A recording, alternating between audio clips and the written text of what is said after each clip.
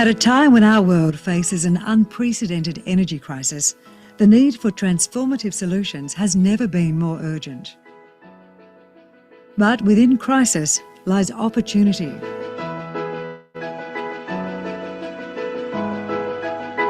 Welcome to the second annual Tribeca Future Facing Commodities Conference, held in the heart of Singapore. Over the next 3 days, we're not just discussing the challenges, we're diving deep into solutions, beginning with the technologies and resources that will pave the way to a carbon-neutral future. This is where the leaders of today shape the energy landscape of tomorrow, a gathering of minds ready to invest, innovate and inspire. Together, we will discover unparalleled investment opportunities, learn from the pioneers at the forefront of the energy transition, and connect with like-minded professionals committed to making a difference. The future is not just what happens next, it's what we create.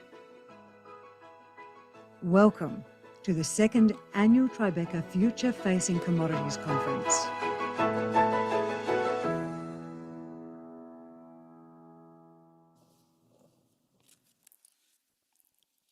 As the crowd files in,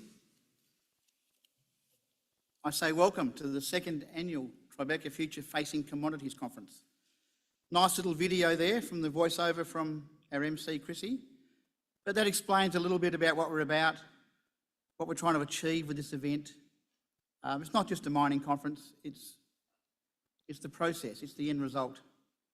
I'll start with thanking our foundation sponsors, Tribeca. Scott Clements on my right down here will talk shortly. Of course, you know Tribeca is a big fund manager here in Singapore and Australia. They've bitten the bullet, taken the vision of what we want to achieve with this conference. So we thank Scott and his team at Tribeca for being on board. Argonaut, the Australian stockbroker. I'm not sure if anyone from Argonaut's in the room, but the whole team's up here. They've got a big booth next door. Make sure you say hi to Argonaut. They're very resource focused in their investment. North Point Equity, Warwick Hazeldine. Warwick's in the room. I thank Warwick for his help and his mentorship through when we try to put the programs together and the contacts that they have. So it's a very important group of founders that we have, and we look forward to going forward with them. We also have my own team, Vertical Events and Interlang Marketing and Consulting, and all that leads into Resource Connect Asia. So it's Resource Connect Asia bringing you this conference. As I said last year, we got a 5-year vision to turn this into a major mining investment event in the ASEAN region.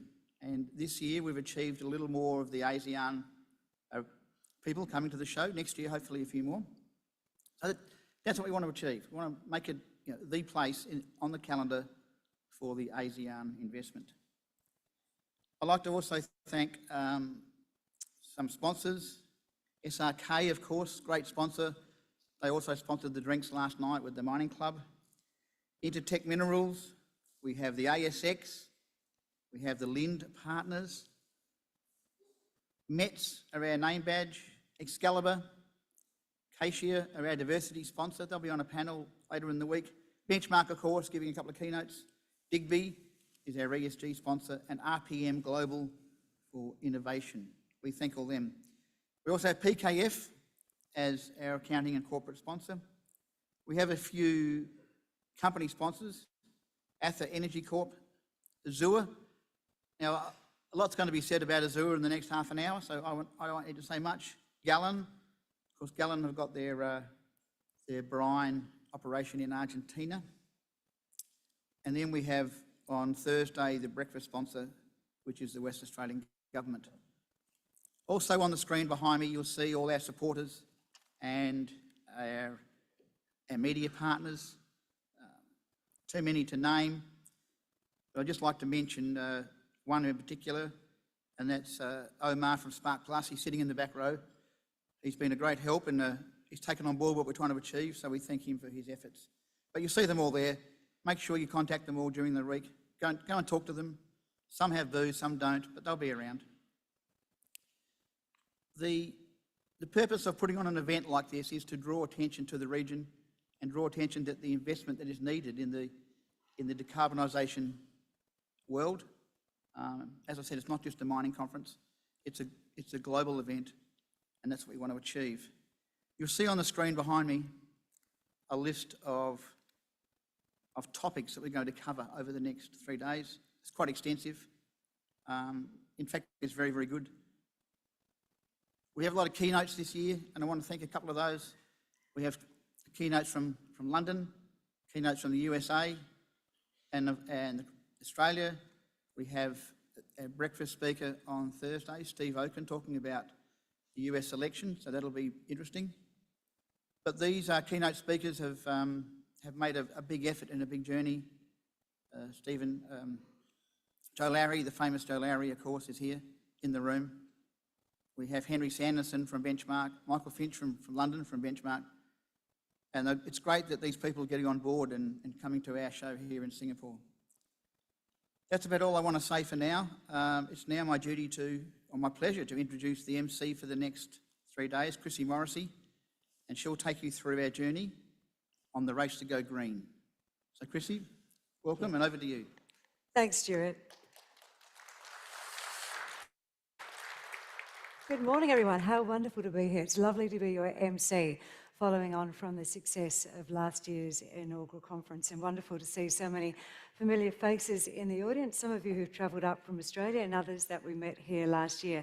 Now, as Stewie mentioned, it's a jam-packed 3 days. We've got lots to cover and lots to get through, and some really interesting and impressive people that have travelled from all over the world to be part of this event. Now, over the 3 days, I'm going to encourage you not just to listen, but to engage. I want you to ask questions, go up and talk to people and get information. And also it's the opportunity for you over the next 3 days to network. It's an unparalleled networking opportunity for all of you. So please make the most of it. I'm going to outline the mechanics of the day just before our first presenter gets up on stage. So we'll hold off on the details when I've got the majority of our presenters in the room, because it's really important that they hear those details. And a couple of things to point out, though, I would like to point you to. We do have a Wi-Fi connection, so the details are up here for you. So if you'd like Wi-Fi, that's there. It's also in your programs that are in front of you. We have published hard copy programs this year, but that's going to be slowly phased out as we all move to a more sustainable future as well. So the details are in there, and there is a code in the book. There's also a code up here I'll show to you, and that's for our event app. So as we phase out the books and the printed programs, we'll be going digital. So please make use of that app as well to get you around. All right, we're going to make these 3 days a cornerstone for solutions and also for growing our collective wealth, which we're very much looking forward to.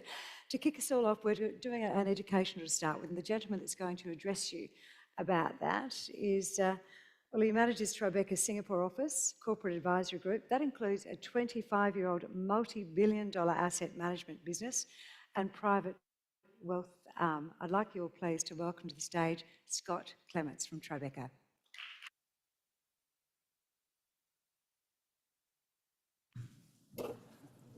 Thank you, Chrissy, and thank you, everyone, for turning up. I know it's a bit early for a Singapore audience, but it's not a bad crowd.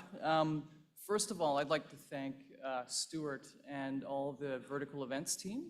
They've been our partners in this journey over the last year or two, and I've been to a lot of conferences over the years, but I'd never realized all the work that goes into behind the scenes to make it work properly. And they do a great job, and they've been good partners, and I've probably seen a bit too much of Stewart over the last couple months, so I won't be too sorry not to have him calling me every day, but they've been a great help making this thing work.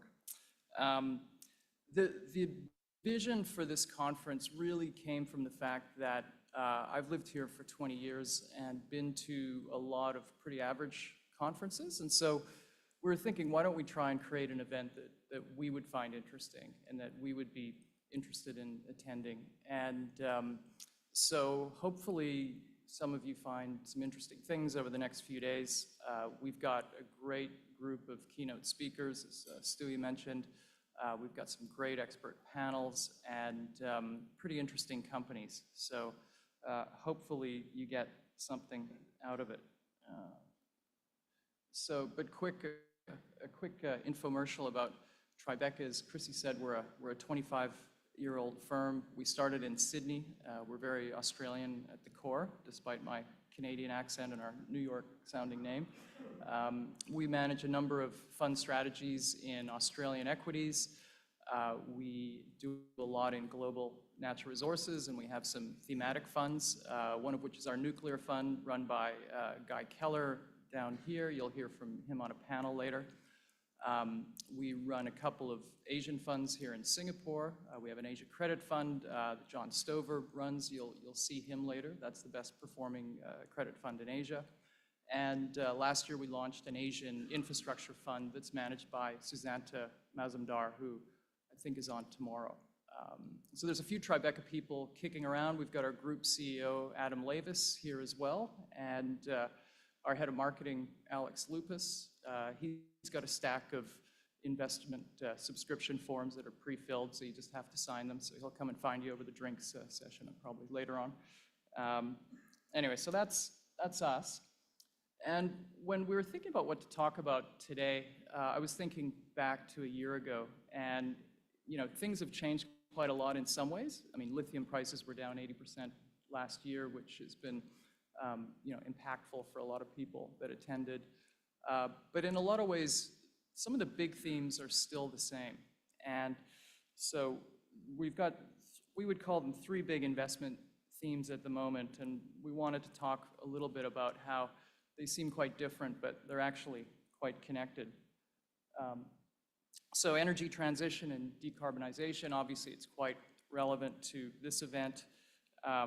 There's been decades of debate and disagreement around climate change, but in the last number of years, a consensus has been reached, both publicly and privately, that something needs to be done.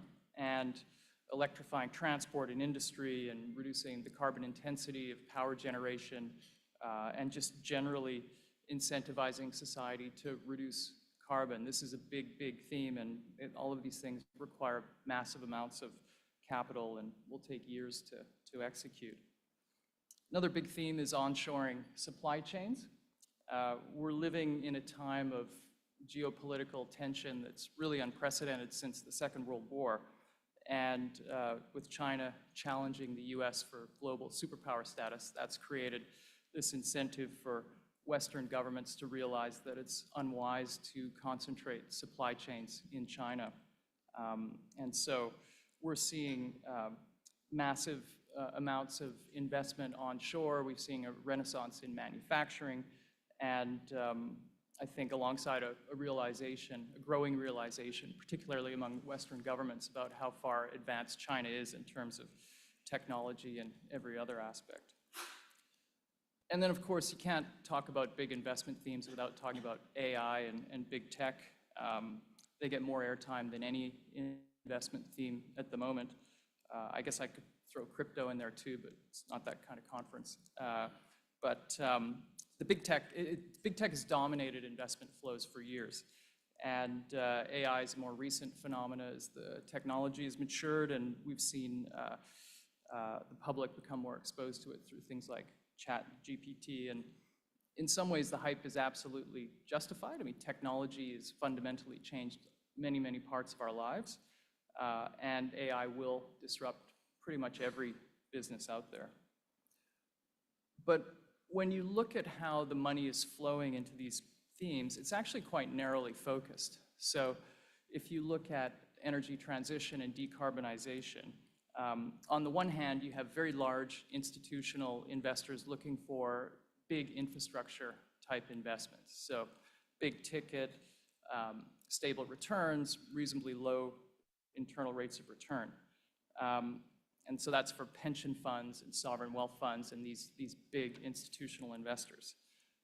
And then at the other end, you have a lot of new climate tech venture capital money, and Bill Gates's Breakthrough Energy Ventures is probably one of the most prominent investors. And they've brought the venture capital model to this space where you make a number of bets and most of them won't pay off, but the ones that do will become pretty big businesses.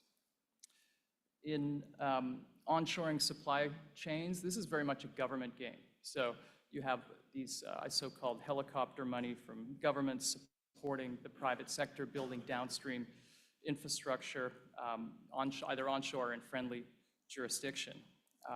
And the money is big. I mean, the IRA alone is estimated to put over $800 billion into the US over the next few years, and the EU, Canada, Australia, every other Western country are all committing billions and billions of dollars in grants and loans and tax credits and everything else to support this onshoring. And they need to. It's the only way that the West has a chance of catching up to China's head start in some of these industries. And then for AI and big tech, this is very much an equity game. So the flows into the Magnificent Seven has had a lot of press. It is unprecedented for 7 stocks to be 30% of the S&P 500. And there's been a similar frenzy in private markets, driving up valuations of private companies. But ironically, it's been the Magnificent Seven tech companies bidding up those companies instead of venture capital firms, just because the tech companies have so much financial firepower. So in all this, what's being missed, and the biggest thing is that there's going to be a massive increase in power consumption driven by all three. And unless it's clean power, then we're going to go backwards in terms of the goals for decarbonization. It's very hard to hit net zero when you're developing all this new technology that is very, very power intensive. The computing power required for the AI learning models is substantial, and we're getting more and more press talking about the increase of data centers that will be needed to support the new industry. And the reality is nobody really knows. There's some crazy numbers flying around. No doubt industry will adapt. I mean, NVIDIA's new chip is less energy intensive than the previous one, so there will be some adaptation. But it's pretty clear that the increase in power consumption will be substantial. And I mean, again, I won't throw out too many crazy numbers, but by 2026, a third of Ireland's energy consumption will go to data centers. In the US, which holds a third of data centers globally, in 2022, data centers consumed 4% of electricity in the US. 2026, it's estimated to be 6%, and by 2030, 10% of electricity consumed in the US will go to data centers, and that's McKinsey numbers. So what you have now is you have utilities globally scrambling around trying to figure out what is the demand forecast for energy, and the number is rapidly changing, and they're trying to figure out how do they fulfill this demand. And at the moment, the only source of clean baseload power that has been proven commercially is nuclear fission. And you'll hear more about this from Guy Keller later on today, I guess. But the market is in a supply deficit going forward, and with the forecast, just AI alone increase in demand, the 2030 supply deficit in uranium, 60% of that will be made up from AI-related demand. And that's assuming that nuclear maintains its role providing 10% of global power. So in addition to the power consumption, all of these big investment themes rely on upstream commodity supply, and that's not really being factored into by governments. Because if you are effectively duplicating downstream capacity outside of China, then by definition, you're increasing the demand for the commodities that are needed to feed that extra capacity. And there's no helicopter money going upstream. For example, a couple of weeks ago, Lithium Americas had a $2.3 billion loan from the Department of Energy in the US, but that loan can only be used for the downstream battery-grade lithium processing. It can't be used for the actual mining of the lithium. And so we could use a number of different commodities as an example. I mean, copper is the most ubiquitous. It's used in all kinds of energy transition applications. But we looked at the existing demand and supply curves for copper and added on incremental AI demand caused by increased data centers in particular, using an average of investment banking research. And we got the chart that you see there. And the base case, you see, it includes non-committed projects that we don't know if they will actually happen. Those are the lighter blue areas on the graph. And the dotted red line is the forecast increase in copper demand from AI-related data centers. And so that supply gap in 2030 is about 7 million tons globally. And to put that in perspective, the world's largest copper mine is Escondida in Chile. You can see it there. And that produces about 1 million tons of copper. And it's run by BHP in Rio. And so you potentially need 7 of those things to feed the increase in demand for copper alone. So if there is this problem, the question is, how will the supply gaps be solved? And there's a lot of money going into new technology. And it's very possible we'll have some big breakthroughs on the technology side. But the reality is, even the ones that do work, they will take years to be adopted commercially at scale by end users. Because the simple reality is, when you're an end user whose business depends on a new technology, you need to be very, very sure that it's going to work before you spend the time and money and commercial risk in implementing it. And so nuclear fusion would be a good example of that. There's a lot of proponents of nuclear fusion, and hopefully it works, but our view would be that's at least 10 years away from being commercially proven at scale by end users. So there is a lot of capital going into new technology solutions, and some of it will work, but it's pretty hard to hang your hat on that being the solution in the near term. And so what if we use the current extractive industry model to fill the supply gap? But unfortunately, I think as a lot of people in the room know, the industry has some structural issues. And the first one is that it just keeps taking longer and longer to bring assets from discovery into production. It's currently over 15 years. And that number used to be closer to 10 years, so it's not getting any shorter. And so any first-year finance student can tell you that if you're pitching an investment that doesn't achieve cash flow for 16 years to an investor, that's a pretty hard sell. Another structural issue in the market is the financing model for junior exploration companies. It's been funded almost solely by retail investors in public markets. About 85% of the capital stack for junior companies is in retail hands on average. And on top of that, you have these early stage companies that go public too early. You have costs and management time and in being a public company that are probably not optimal for that stage of a company. So we need new sources of capital for early stage resources, sort of a venture capital type model where people will be willing to take risks in view of the outsized returns you get for the ones that work really well. And in my view, that probably needs to be led by governments and strategic end users who have the most vested interest in seeing that happen. But until the business metrics improve around developing assets into production, it's hard to sell that to anyone. And that's why governments need to lead the way in making the industry more investable in developing their natural resources. So the biggest thing that governments could do is to streamline the approvals and permitting process. And this is a global issue. It's in every jurisdiction that is extracting resources.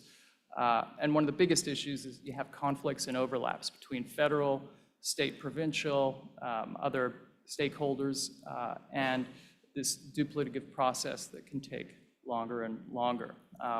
Then there also needs to be increased accountability on the timeliness of approvals. And you can do all this without compromising on environmental standards. It's basically a question of cutting red tape. And if that can be done and you can reduce the amount of time that it takes to develop assets, then that's just finance 101. You have a much lower cost of capital for getting these projects out of the ground. So governments have shown they can act very quickly in times of crisis. We saw that during COVID. And so it remains to be seen if we're approaching one of those in the upstream extractive industries. The industry itself needs to do a better job of PR. The public is generally not aware of the good aspects of the extractive industry. They only hear the bad stories. I mean, the stat about Australian federal taxation covering the salaries of all the police and teachers in Australia, that's not widely known. There's dozens of countries around the world where mining contributes more than 10% to GDP. Australia's 10%, Indonesia's 12%, Mongolia's 20%, Chile's 15%, South Africa's 10%. And so the industry not only contributes substantial amounts of tax revenue and royalties, but it creates high-paying jobs, builds infrastructure, social infrastructure, et cetera. But it's also a very old industry. I mean, typically the industry is populated by, white guys in their 50s, and it needs to be made more attractive to the next generation of people. So then, what's the investment thesis? And we could look at a lot of things, but I think these are probably the two most impactful visuals. And commodities are very cyclical by nature, but the chart on the left shows what an extraordinary period of time we've been operating in. That's the Goldman Sachs Commodity Index against the S&P 500. And we've seen this protracted period of outperformance by the tech-led US equity markets. And it's hard to argue with the investment interest that these big tech companies are amazing companies, great businesses. You can't argue with that. But given the importance of extractive industries to the economy, it simply doesn't seem right that there's such a massive difference in the top 10 tech company valuations versus the top 10 battery materials valuations. I mean, the S&P 500 only has 2 mining companies. It's Freeport Copper Company and Newmont Gold Company, and that's it. And so for contrarian investors, there's the very overused ice hockey expression from Wayne Gretzky that you want to be where the puck's going, not where it's been. And so, you can question whether big tech is where the puck's going to be going over the next 5 or 10 years. And we should all be reminded that the industry has shown that the sector can generate extraordinary returns in a bull market. Australia's 2 richest people made their fortunes developing iron ore that helped to fuel China's unprecedented growth and development over the past few decades. And make no mistake, it wasn't easy. People had to take risks. They had to, in some cases, get very leveraged for periods of time and find their way out of it. But more importantly than becoming multi-billionaires personally, they helped create wealth for the country through all the taxes and employment and development that spurred. And from John Rockefeller in the 19th century when he became the world's first billionaire and he founded Standard Oil, it's an industry that can create tremendous amounts of wealth and outside returns. And one could argue that a combination of this energy transition, decarbonization theme, geopolitical onshoring, and AI tech revolution in aggregate are much bigger demand drivers than China's industrialization. And so I'm going to leave a parting thought. 1 year ago today, this man, Tony, who will be presenting next, he will be presenting, and he spoke a year ago when his company was valued at 34 cents, and in that time it has gone up 10 times, and he looks very pleased with himself in the photo. I guess he knew something was going to happen.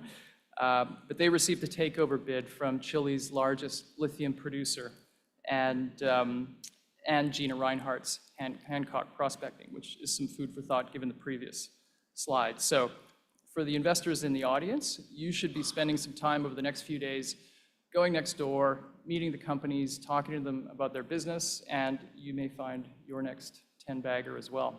So thank you very much for your time, and enjoy the rest of the conference. Thank you.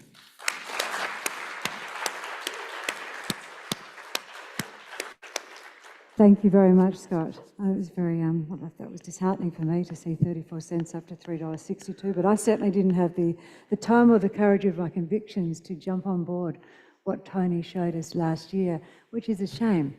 because I, like many people, would have been very much enriched for that particular investment.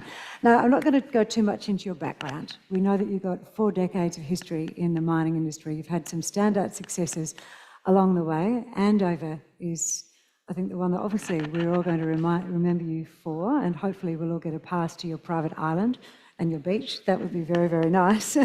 So today, very fittingly, Tony is first on our program, and he's going to go through the history of what it's taken to get Andover to where it was, and the failures and the successes along the way, and what it's taken to create this particular mine. Would you please make him, for one final time in his role as doing a company presentation on stage, Tony Rovira, representing Azure. Thank you very much, Chrissy, and also thanks to Scott for these very kind words in that previous presentation. It does give me great pleasure to be able to present the Azure Minerals story and the discovery of the Andover lithium deposit. It's a one of a kind. It's quite remarkable, and I'll probably use that word many times during this presentation.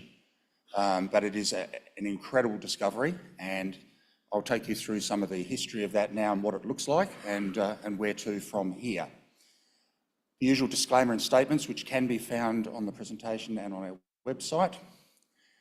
So, as Scott just mentioned, Azure Minerals is in the process of a change of control transaction, where they joint venture bid by SQM, Chile's largest lithium producer, and also Gina Rinehart's Hancock Prospecting.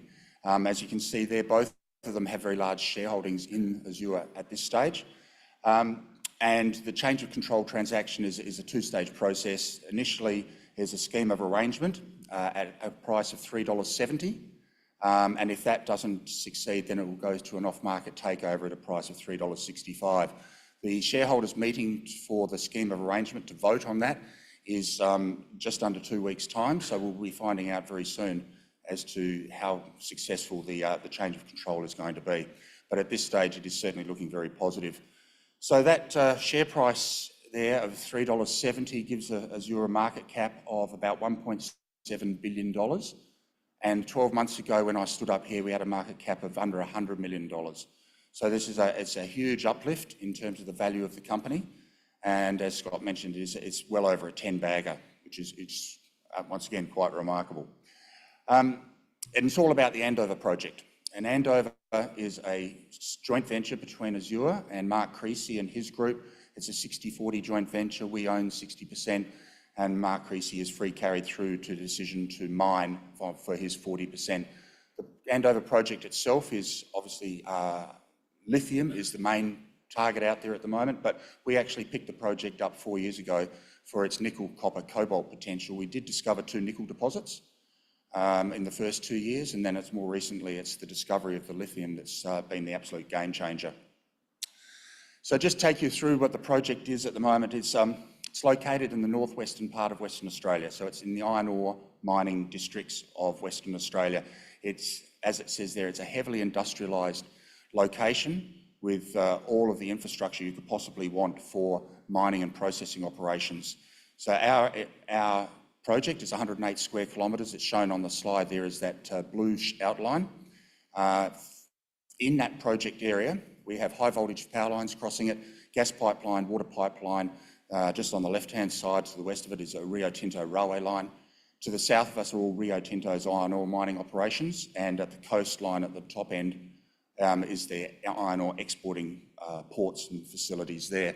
Offshore, there's Chevron and Woodside with all of their oil and gas production facilities, and then onshore on the Burrup Peninsula in the top left-hand corner is the LNG processing and export facilities. So this is an area where there is an incredible amount of infrastructure already in place, and for the Andover lithium project, it's a very, very valuable location.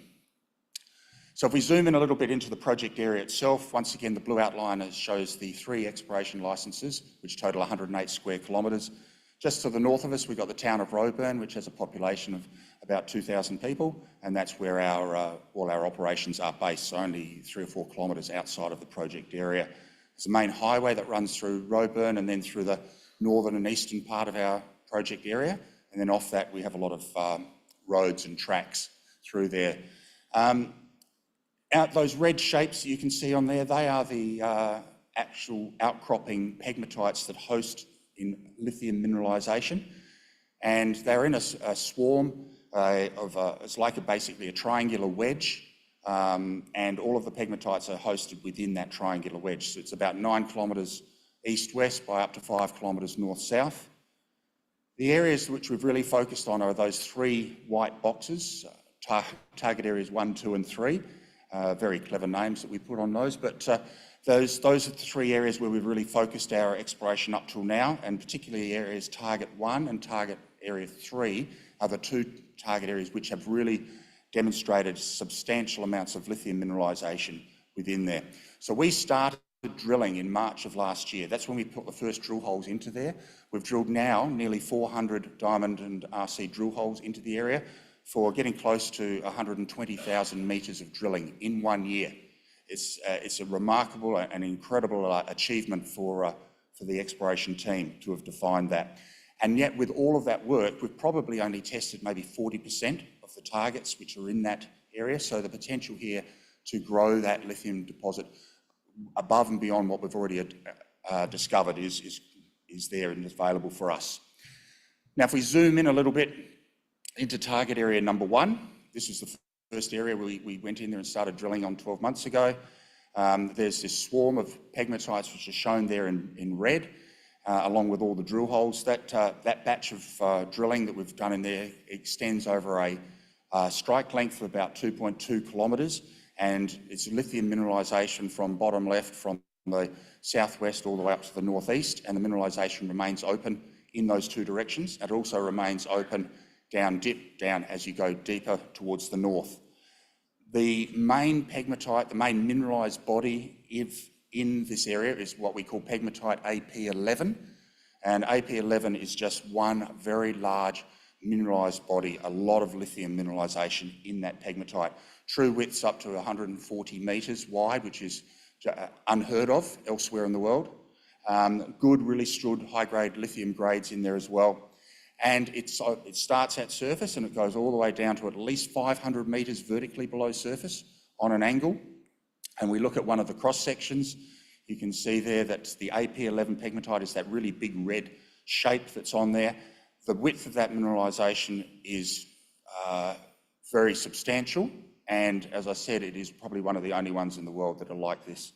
Mineralisation starts at surface, goes down to, and it still is extending well beyond 500 metres below surface. And these are some of the drill hole intersections that we've been releasing over the last 6 to 9 months since the assays first started coming in. And you can see on the right-hand side, the right-hand column there, that is the true width. So that is how wide that body of mineralisation is in actual true width. And all of those intersections are well over 100 metres in width. And there is no other lithium deposit in Australia or around the world, with the exception of one in the DRC in Africa, which has been getting that many plus 100 metre true width intersections. This is one of a kind. And the other target area 3, which we've also been doing a lot of work on, a lot of drilling in there. This is slightly different. This is multiple stacked pegmatites all stacked on top of each other. And those pegmatites are consistently in the range of 30 to 40 metres of true width. And the grade is slightly higher here than it is in that target area number 1. Once again, the drilling has demonstrated the mineralisation extends over 2 kilometres long from southwest to northeast, and it extends from surface to over 400 to 500 metres below surface as well. So there's a lot more mineralisation in here. So those 2 targets, numbers 1 and 3, are the guts of the whole lithium deposit within the Andover project. And this is a cross-section that shows some of those multiple stacked pegmatites.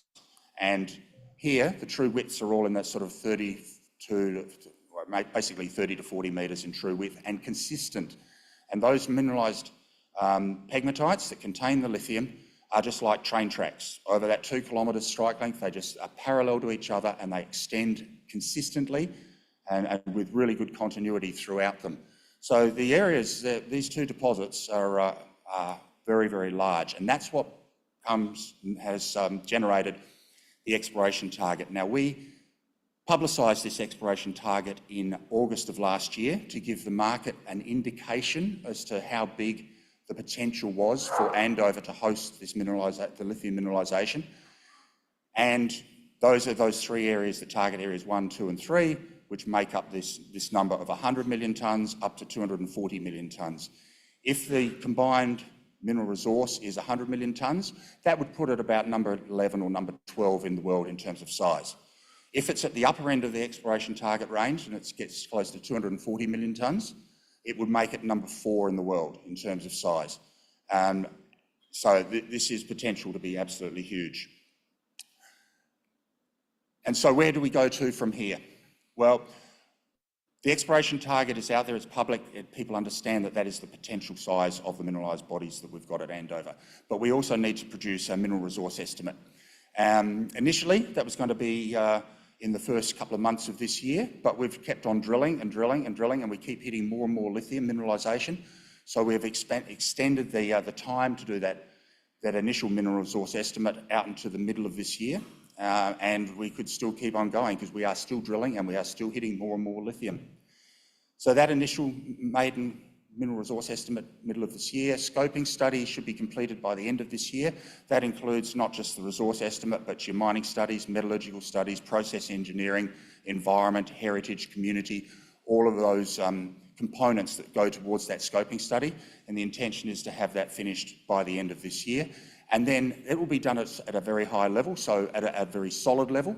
So that will be an easy step to go from the scoping study into the pre-feasibility study to a feasibility study, get those development studies underway and advance the project as quickly as we can. And that's certainly the intention of the two bidders for the company, SQM and Hancock, as they would both like to see the project being accelerated as much as possible. So here's the timeline of what's happened in the past 12 months since I stood up here and we talked to them. All we had at that stage was we had a few rock chip samples with high lithium grades within it. So it was basic grassroots exploration at that stage. And you can see in green on the left-hand side there, that's where the Future Facing Commodities Conference was. It was held last year. And the share price when we came here was 33 cents. 3 days later, it was 43 cents. And there were some people in the audience who had bought shares in that time, and they were very, very happy. Came up and saw me on the last afternoon and basically said, thank you very much. I don't know if they held on, but certainly the share price has gone up a lot since then. So as you go through that timeline, you're looking at the discovery, then at the confirmation of the potential size of the project, of the deposit with the exploration target, and then the various takeover offers or expressions of interest for change of control transactions were coming through from SQM, and then more recently from the combined bid of SQM plus Hancock. And you can see the share price has gone all the way up to $3.70, and this is a similar slide to what Scott just showed us earlier. Basically, it's a 10 or 11 bagger. It's gone from 30 odd cents to $3.65 trading today.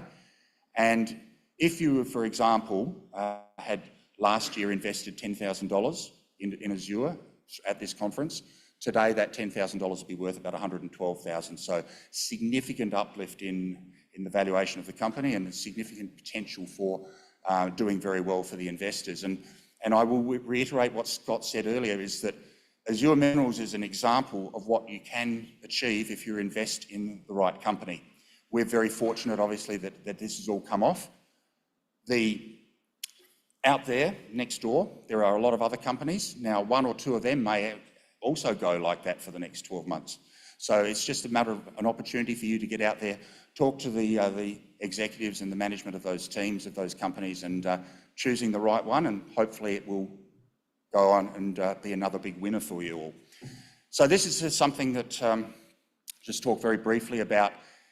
We could not have made this discovery if we didn't have, firstly, the vision to actually see the potential out there, and then sell that vision to the board of directors and have the board support us to be able to take the project through all the exploration stage and into the development stage. And that support is in so many different ways. It's not just financial, but that's an important part of it as well. And then implementing the strategies. So it's all very well to have a vision, but how do you find whether that vision is true or not? So you've got to implement some strategies that are going to achieve it, which we were able to do successfully. And we were also had pulled together all of the other components that you need. So we got the right team, we gave them the right tools and the right budgets. We told them, or helped them decide which way to go in terms of their exploration and the discovery. And then you just need that perseverance over and over and over again. And probably more than anything else, timing. It just needs good timing. Bring all of those things together, and if the mineral is in the ground, then you've got the luck, and everything comes off very nicely. So, ladies and gentlemen, this will be my last presentation for Azure Minerals. If the takeover is successful in 2 weeks' time, there'll be new controllers in charge of the company, and I'll just ride off into the sunset and having had a very, very rewarding career. And I thank you very much, everyone.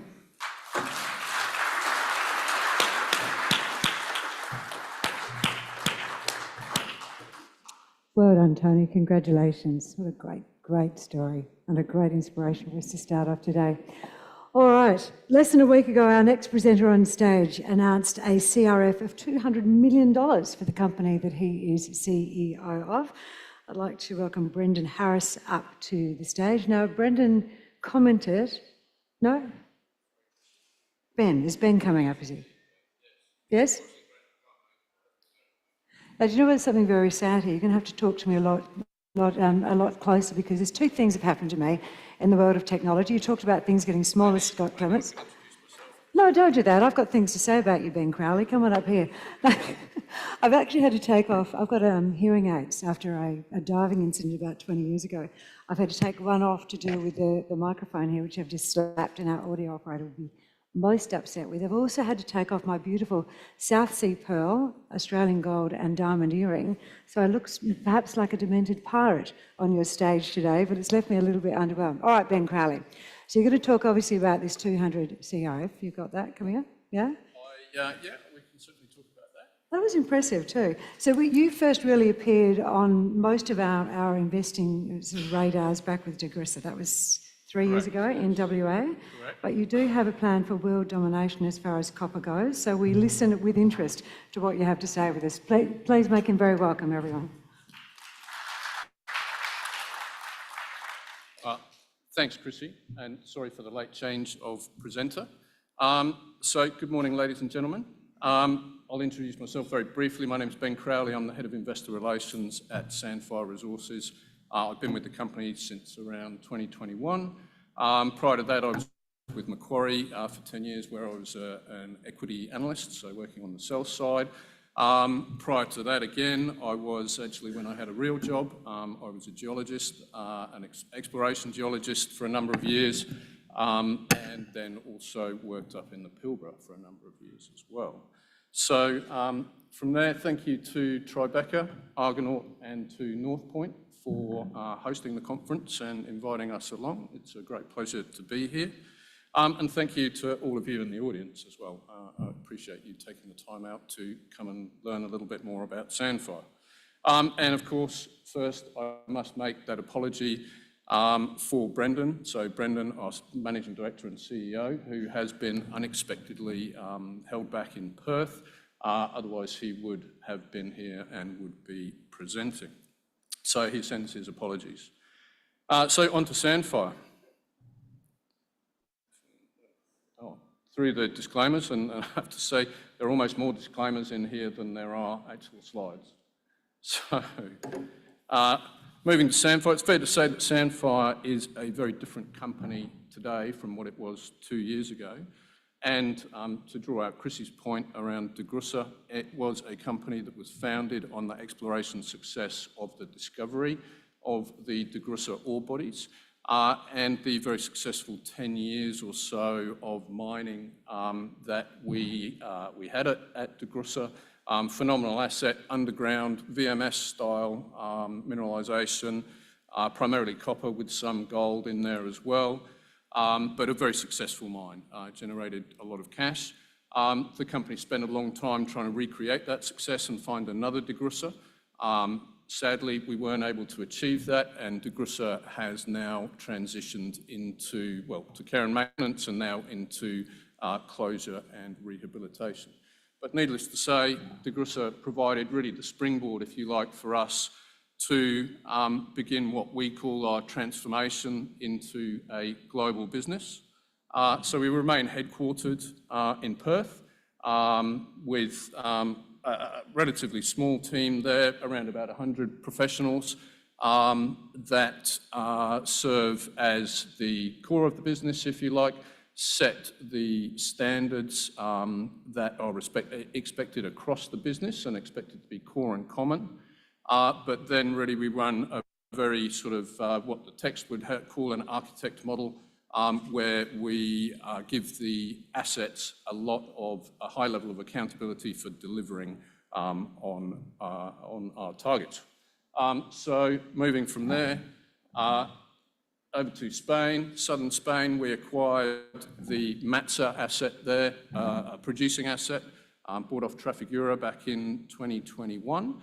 We completed the transaction in 2021.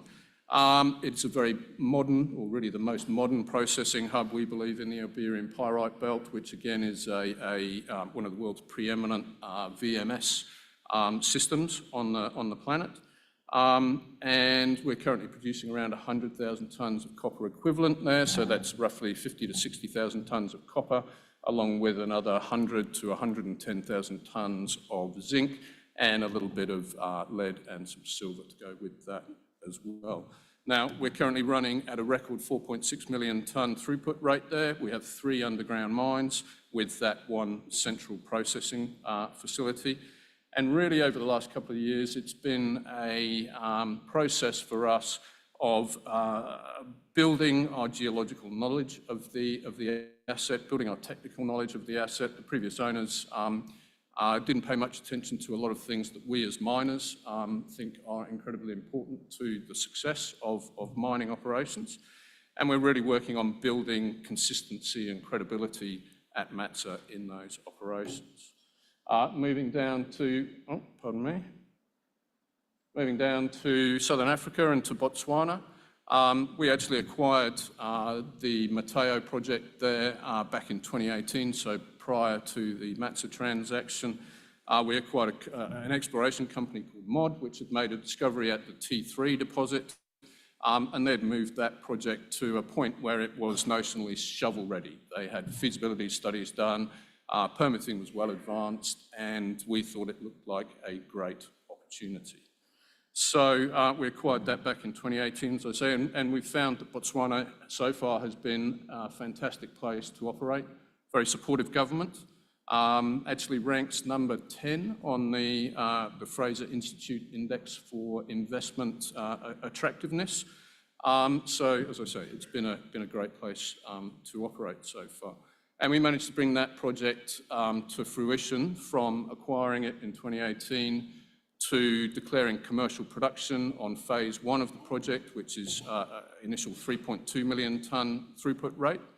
And we declared commercial production on the 1st of July in 2023. So unfortunately not going to do too much to change Scott's 16 years of project delivery. But we think we've done rather well there, and as I'll talk about in a little bit, well, maybe Muchtazar has also delivered new ore bodies in a very short period of time. The Magdalena deposit there, which is one of the 3 mines, was discovered in 2015 and was in production in 2018. So it can be done, albeit on a relatively small scale, and I think probably talks very much to jurisdiction and the importance of jurisdiction and being in the right place with, as I've said, supportive governments, with permitting processes that can be navigated. So we are very pleased with how things are going in Botswana at Motheo. So I mentioned that the initial phase was 3.2 million tonnes. We discovered the A4 deposit, which is around 8 kilometres away from the processing facility and the T3 deposit. We discovered that whilst we were finalising the study works, so we actually expanded the project before we'd even reached the final investment decision on it. So we're now ramping that up to 5.2 million tonnes, which is the ultimate throughput rate there, and that is again going rather well for us. We're quite pleased with that. We have seen on a daily basis throughput pushing up towards 6 million tonnes. So hopefully there's a little bit more for us to squeeze out of that as well. And then just over here in Montana, in the US, we have the Black Butte project. We own that. We're the majority owner, 87% owner of TSX-listed Sandfire America, and we have ownership of the project through that. There's been a legal challenge, again, talking to jurisdiction. There's been a legal challenge to the permit of the project. Permit was issued some years ago. We've been navigating through that legal process, and we have recently been told that that the Montana Supreme Court has voted in favour of us on all counts there, and we now have a pathway to production. So where does all that leave us?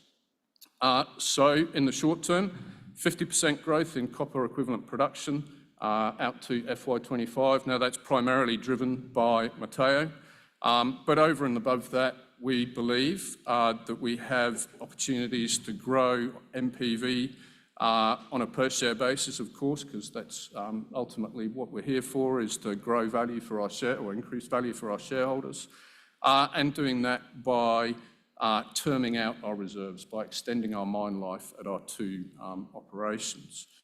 And this really goes, I think, to the heart of the Sandfire investment proposition, and that is to term out those reserves. At Matsa, we currently have a mine life around 8 years. At Mateo, 9 or 10 years on current reserves. And what we are working on at the moment is a 3 to 5 year plan to increase the reserves in front of us to around 15 years. So that means replacing, obviously, depletion over those 3 to 5 years as we work out and drill out the targets, which I'll show you just now. So ultimately looking to have something like 20 years in front of both of those. And really this is, again, part of the Sandfire strategy, is to establish processing hubs in areas that we think have regional prospectivity, and then to build out from that point. So turning to Mateo, as you can see here, we have the T3 open pit and the processing plant down here. A4 approximately 8 kilometres away. 20 kilometres or so away, we have the A1 project. Much like Tony, our geologists aren't particularly imaginative when it comes to naming targets and ultimately ore bodies. So what we're doing here is that we have a drill program at A4 where we believe that we can extend mineralisation there by approximately 1 to 2 years. We also have footwall extensions at T3, which we are currently drilling, and I'm told this morning that we have intersected mineralisation there, and no better place to find additional mineralisation than in the footwall of your pit, where just steepening up the pit wall should hopefully yield additions to mine life. So we think we might have another 1 to 2 years there. And then A1, we recently completed an initial resource drill out there and should have a maiden resource for that coming in the next quarter or so. And we believe that should yield a similar 1 to 2 years worth of additional mine life. So overall, that really taking Mateo up to from 10 years now. Hopefully that gives us a start on getting up to the sort of 13, 14 year range in terms of mine life. And then beyond that, we have a very large regional package, much larger than this. This is just the mining lease around the mine. But we have exploration ground which runs from near Maun up here, some 250 kilometres down to the Namibian border, and is a place that we think is very prospective for additional discoveries. Turning to Matsa, really here it's about a change in view, a change in maybe perspective is a better way of putting it, and taking a longer term view, really based around the well-known longevity of the Iberian Pyrite Belt, and that's in contrast to the previous owner that had a much shorter term view and really operated the asset for the benefit of their downstream business. So one of the key opportunities that was identified by our team during the due diligence for the transaction was the value that improved ore body knowledge could deliver. And the team over the last 2 years have been working on that, and we've seen some very early success. There's still an awful lot more work to be done, but we've certainly seen some early success, and if you like, what we like to think of as proof of concept in their reinterpretation. So the guys and girls went back, relogged, reinterpreted, and extracted a lot of additional information, metallurgical information, lithological information from the core library, and turned that into a holistic reinterpretation of the mineralised system. And that yielded, as I say, very early success. We discovered this at plan view here at San Pedro. This is the Aguas Tenidas mine, all the underground infrastructure there, and some 100 to 150 metres away, the guys discovered the San Pedro zone. We currently have mineralisation there defined over around 700 metres of strike, with another 1.8 kilometres of strike to go. So overall, we think that represents maybe a 15 to 20 million tonne opportunity, which Mats are producing at, let's call it, 5 million tonnes a year or thereabouts, obviously starts to build on that thematic of pushing out our reserve life. Then at Olivo, this is at Magdalena, the other of the two northern mines. Massa Olivo in here, an area that was previously thought to be void, or devoid of mineralisation, I should say.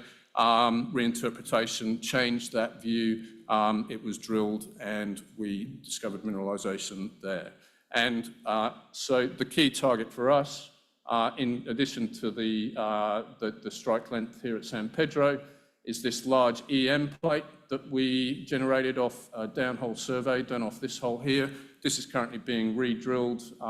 This hole actually missed the mineralisation, or the mineralised horizon, but we're drilling following up with that, and we hope to have results on that in the very near future. So, in summary, 50% production growth from here out till FY25, the end of FY25, as I say, driven by the ramp up of Mateo. 2 modern processing hubs with very large regional scale exploration potential. And also, I haven't really spoken about this, but soon to be ex-capex as well, importantly. So really moving into that cash flow harvesting or cash flow generating, phase. And then that 3 to 5 year plan to push out the reserves further and to continue that story. So that's for me. Thanks, Chrissy. Well done, Ben. Thank you all. Now, I didn't mention the rules of engagement for the presenters on stage, Benjamin. I'm sure Brendan should have passed that information on to you. I will stand at 1 minute and I will stand right next to you when I need to push you off the stage. So let that be a warning to everyone else. Thank you so much, Ben. Thanks for stepping in. It was a really engaging presentation. So to all of our presenters who are in the room, I will be ringing my bell at 2 minutes from this point. I'll be standing up at 1 minute and I'll be standing particularly close to you when it is the end of your presentation, because we've got a fair crack of presentations to get through today. And we are running a little bit behind, but it's all been very, very interesting, including the next presentation. Now, when I was doing the deep dive for all the presenters for this conference, I got to the bit about our first keynote presenter, and I went, bugger, I've just picked up this book from the bookstore, you know, as you go through the airport. I thought it looked interesting, but then I read about your book. And I thought, geez, this is really, for something that I thought would be fairly dry, the more I read into all of the reviews on it, I thought, I wonder when I see him if this gentleman's going to have bodyguards, because the things that you've written about and the insights that you have and some of the people who are behind this energy transition, I think would make you a target for some people. Ladies and gentlemen, can I please introduce you to Henry Sanderson? He is the author of Vault Rush, and I'm very much looking forward to this keynote, sir. Thank you for joining us. Thank you so much for that kind introduction.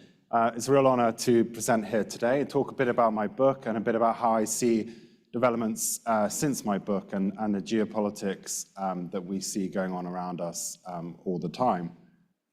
So this is my book, Vault Rush. It covers the supply chain of batteries and some of the history and some of the geopolitics. I'd like to start today with a bit of the history, because I think it's important to remember how long clean energy technologies have been around. I don't know if anyone recognizes this man. This is Thomas Edison. He's was one of the most prolific American inventors. When we think of Edison, we probably think of this, the light bulb, amongst his many other inventions. But in the book, I argue that we should think about him in terms of batteries, because Edison actually spent many years of his life and millions of his own money trying to invent a better battery. And he did succeed in coming out with the nickel-iron alkaline storage battery. And we all know this man, Henry Ford, the greatest automotive tycoon of the 20th century. But not many people know his wife actually drove an electric at the time. This is a Detroit Electric, which was very popular with women. And Ford and Edison teamed up to try and create an electric vehicle. And this is the only photo of this prototype in the Ford archives. And you can see Edison's batteries under the seat. And over 100 years ago, electric vehicles became incredibly close to succeeding. This is a graph showing a number of models, number of producers, and real prices. Electric vehicles are in green, black gasoline, and red steam. And you can see in all these metrics, electric vehicles came very close. So it's one of those real historical what-if moments. And what's so interesting about it is, at the time, people thought electrics could be used for inner-city transport, and there was even a company in New York that sort of leased electric vehicles.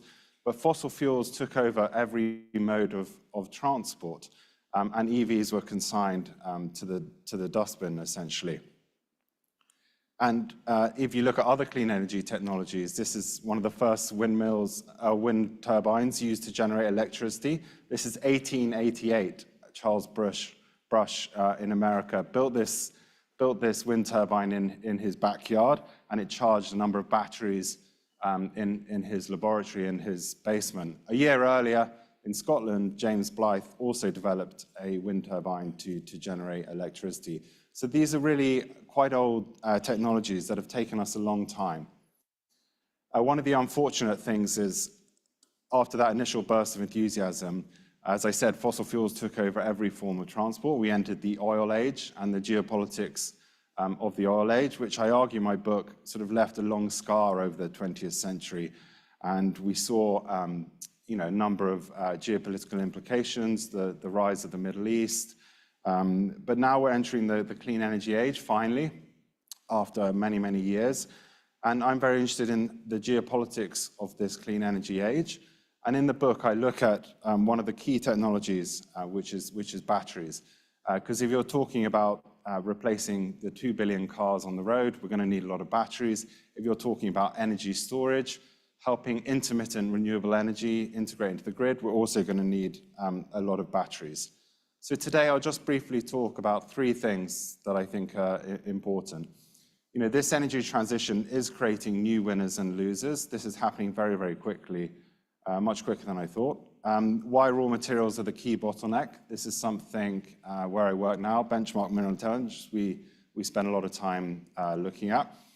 And third, what happens to costs when you reshore some of these supply chains at a time of high inflation? Since my book came out, we've seen this issue come to the very top of the political agenda, and real efforts to try and localize and reshore these supply chains. And I'll talk a bit about that as well. So just first, the new winners and new losers. We're seeing all sorts of countries become very important in terms of clean energy and clean energy supply chains. I list some of them in this list. Australia, obviously, for the minerals. Canada, likewise. Indonesia for the nickel. Countries like Democratic Republic of Congo for the cobalt they have. Chile and Argentina for lithium. Europe and Sweden as well. I was just recently in Sweden, and there's a lot of activity there around battery production, anode production, and sodium-ion batteries. But at the heart of this transition is the China and the US and the relationship between these two superpowers. And in many senses, a lot of these other countries are trying to find their place in this new, what's been called a new Cold War between China and the US.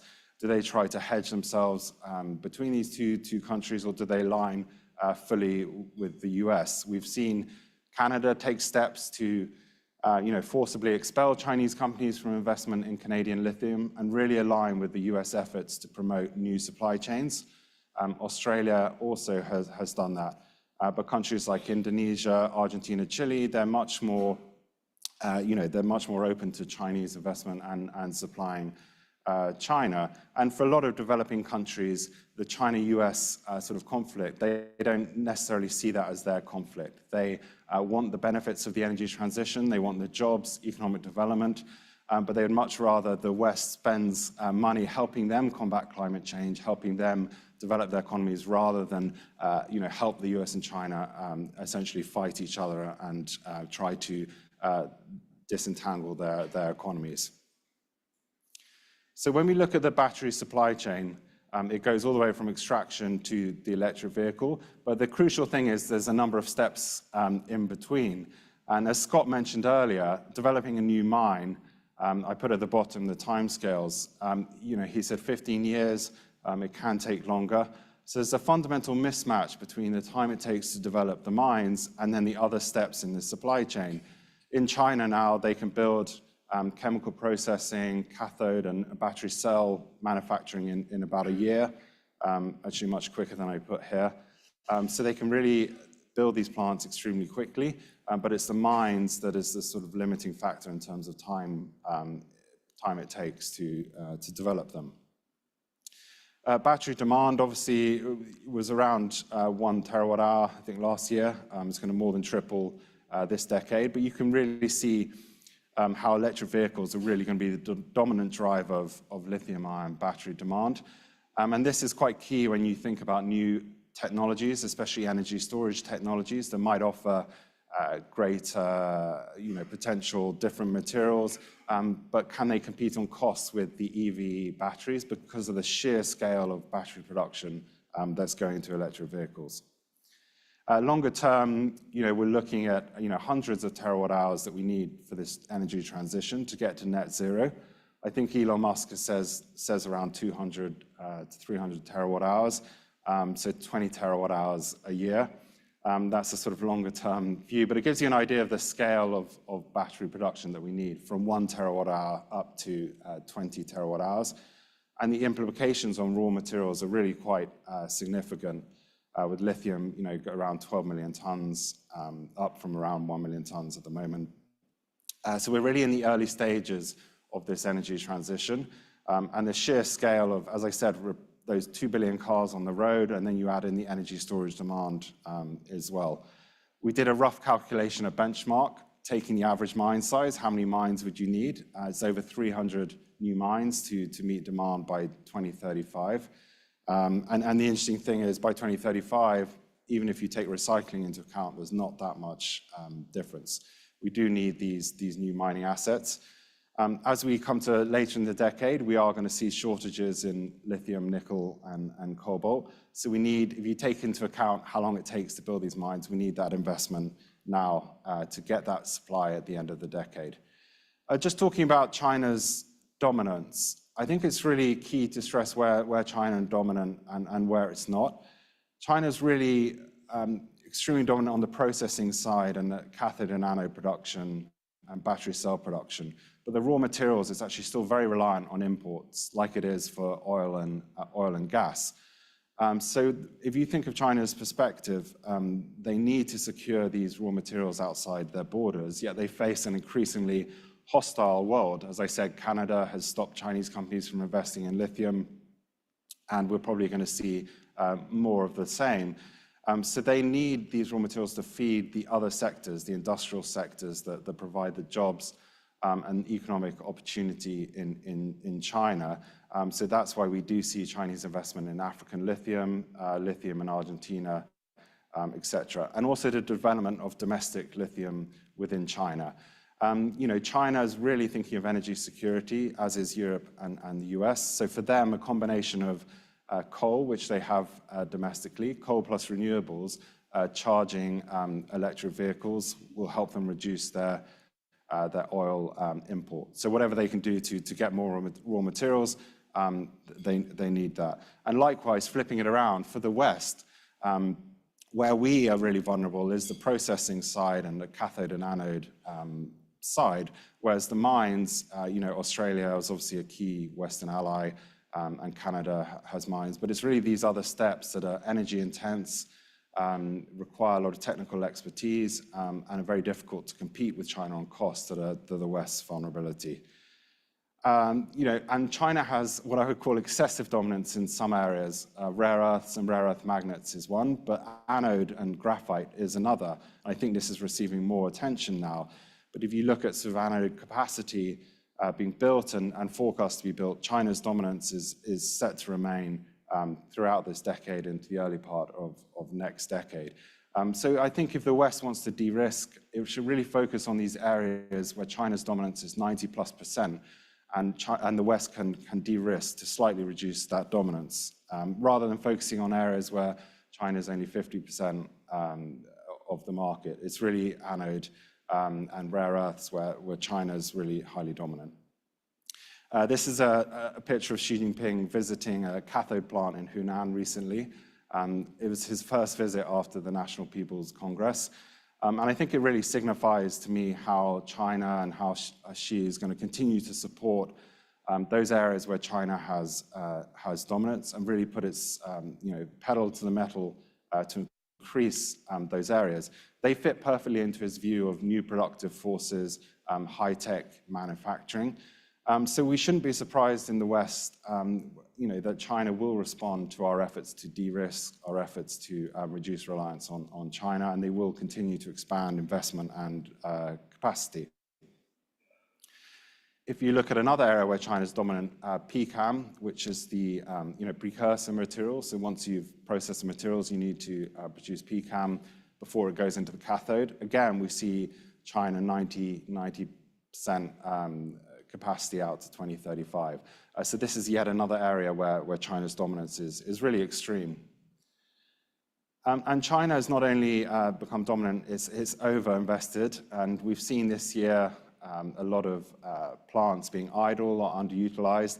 But if you look at something like LFP cathode, there's massive overcapacity, and China could afford to supply the entire world with LFP cathode materials. So this is really putting pressure on prices just at the time when the West is trying to de-risk and trying to build its own supply chain. You can see LFP prices for LFP cathode material have fallen quite significantly. So good news for electric vehicles, but makes it more difficult for the West to de-risk. Longer term, we think raw materials are important. As I said, they're one of the key bottlenecks because we still see NCM batteries, nickel, cobalt, manganese batteries playing a significant role for longer range vehicles, for premium vehicles, and for markets like the US where people want more range. So we do see, despite the rise in LFP, that we will see both chemistries maintaining dominance. And this has huge implications for countries like Indonesia, which, as I said earlier, is very dominant in nickel. They're going to play a really key role this decade. Yeah, US back in the game. I'll just talk a bit about the Inflation Reduction Act and how significant a piece of legislation this is. This wasn't in my book. It came out after my book was published. But, growing up, we became so used to the US never doing anything when it came to climate legislation. And Obama had very similar goals in terms of stimulating clean energy technologies in the US, getting the jobs from the energy transition, but he couldn't quite manage to get Congress to pass legislation. So the IRA is extremely significant. Not a single Republican vote, but they still managed to get this legislation passed. And what we see in the IRA is very protectionist measures and very similar to how China has developed its clean energy industries. So it's like the US trying to outdo China. And in particular, this is when it comes to critical minerals, you can get the 3,750 tax credit. So when someone buys an EV, they can get money off the EV purchase price.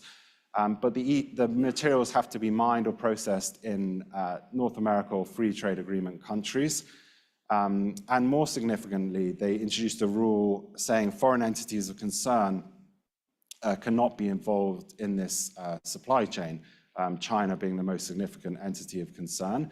And they further defined this as a foreign entity of concern is a company where 25% or more is owned by a company linked to the state of Chinese state or government or based in China.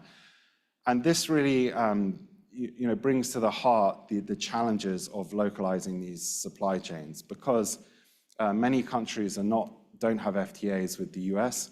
And in addition, the rule on foreign entity of concern is a rule that the US can't really win because it either creates loopholes that they can be accused of using taxpayer funds to benefit China, or they're too strict and not enough EVs get the tax credit, therefore defeating the very objective of Biden's rule.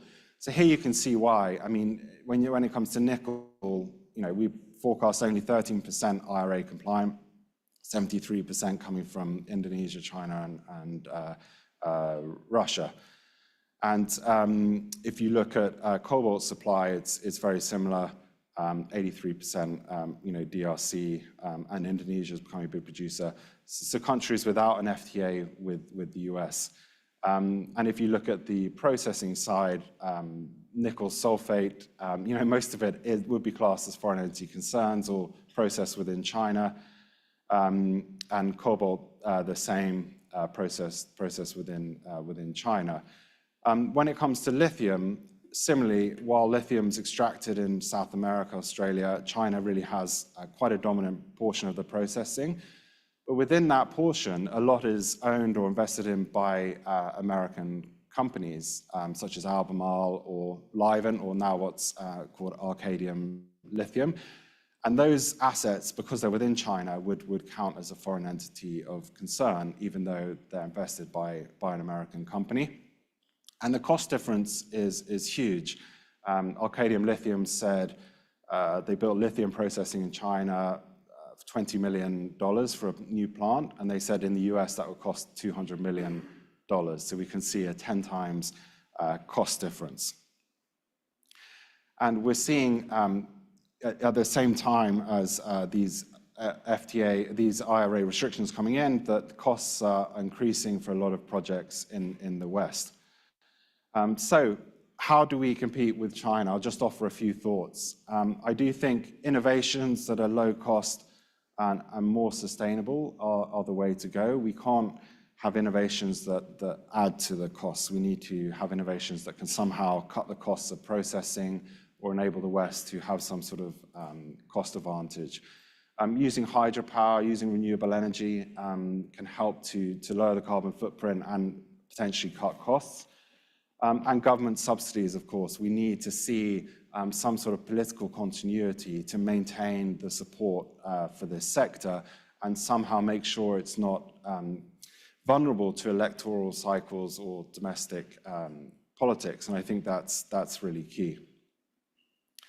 Eventually, we could create new supply chains where, unlike now, where everything goes to China, everything's shipped to China, and electric vehicles are shipped back to Europe. We could see minerals from Australia go to Europe to be processed or from elsewhere. So that's sort of the vision and the hope, but it's not going to be easy to get there. Technological innovation, as I said, something like direct lithium extraction could improve the yield, improve the efficiency of lithium extraction, but also unlock lithium in North America or other areas that, again, could help the West build up these supply chains. I talked about government subsidies being important. What we're also seeing is friendshoring and the idea that countries can come together to compete with China. It's not as simple as it sounds. And the Inflation Reduction Act caused a lot of backlash in Europe, and a lot of investments that were going to be made in Europe have gone to the US. So there are tensions in this arrangement. But this, I think, is a way to a strategy to pursue, because if all these countries get together, there is enough there to create new supply chains and really focus on the task. And real money is starting to come out to mining. I think Scott mentioned earlier the DOE loan to Lithium Americas for lithium processing. But this is big money, right? This is real money. Australia has also given recent loans to Liontown Resources and a rare earths company as well. So we're seeing real money come out for the first time into these projects. And I talked about clean energy, hydropower. Quebec is another area that's becoming a cluster due to the low carbon footprint of its hydropower. Sorry, just talk about this a bit, which is another thing that needs to happen is somehow for markets to reward the carbon footprint of Western production or more sustainable production. We're not there yet. At the moment, automotive companies won't pay a premium for more sustainable supply or battery production. But I think eventually we could get to a situation where a slight premium emerges, and that's the kind of thing that would also help drive Western build-out of supply chains. And recycling as well. If you think about it at the moment, China's exporting all these lithium-ion batteries and EVs to Europe and the US. They are, in essence, giving us these materials that have been processed in China that we can then use and recycle. So if we can keep hold of the batteries that we import and the EVs that are within Europe, then we can get a hold of quite significant resources in the future, 2030s plus. In addition, as we build out these supply chains, we're going to generate a huge amount of process scrap, waste scrap from all these gigafactories that we can also use in the near term. And we forecast 78%, I think, by 2025 will come from this process scrap from gigafactories. Final thought also is, do we use this energy transition to rethink mobility, think about how we get around? Are we going to choose the Ford F-150 pickup truck on the left, which has a big nickel-heavy battery, or the Wuling Mini on the right, which uses no nickel and cobalt and much less lithium?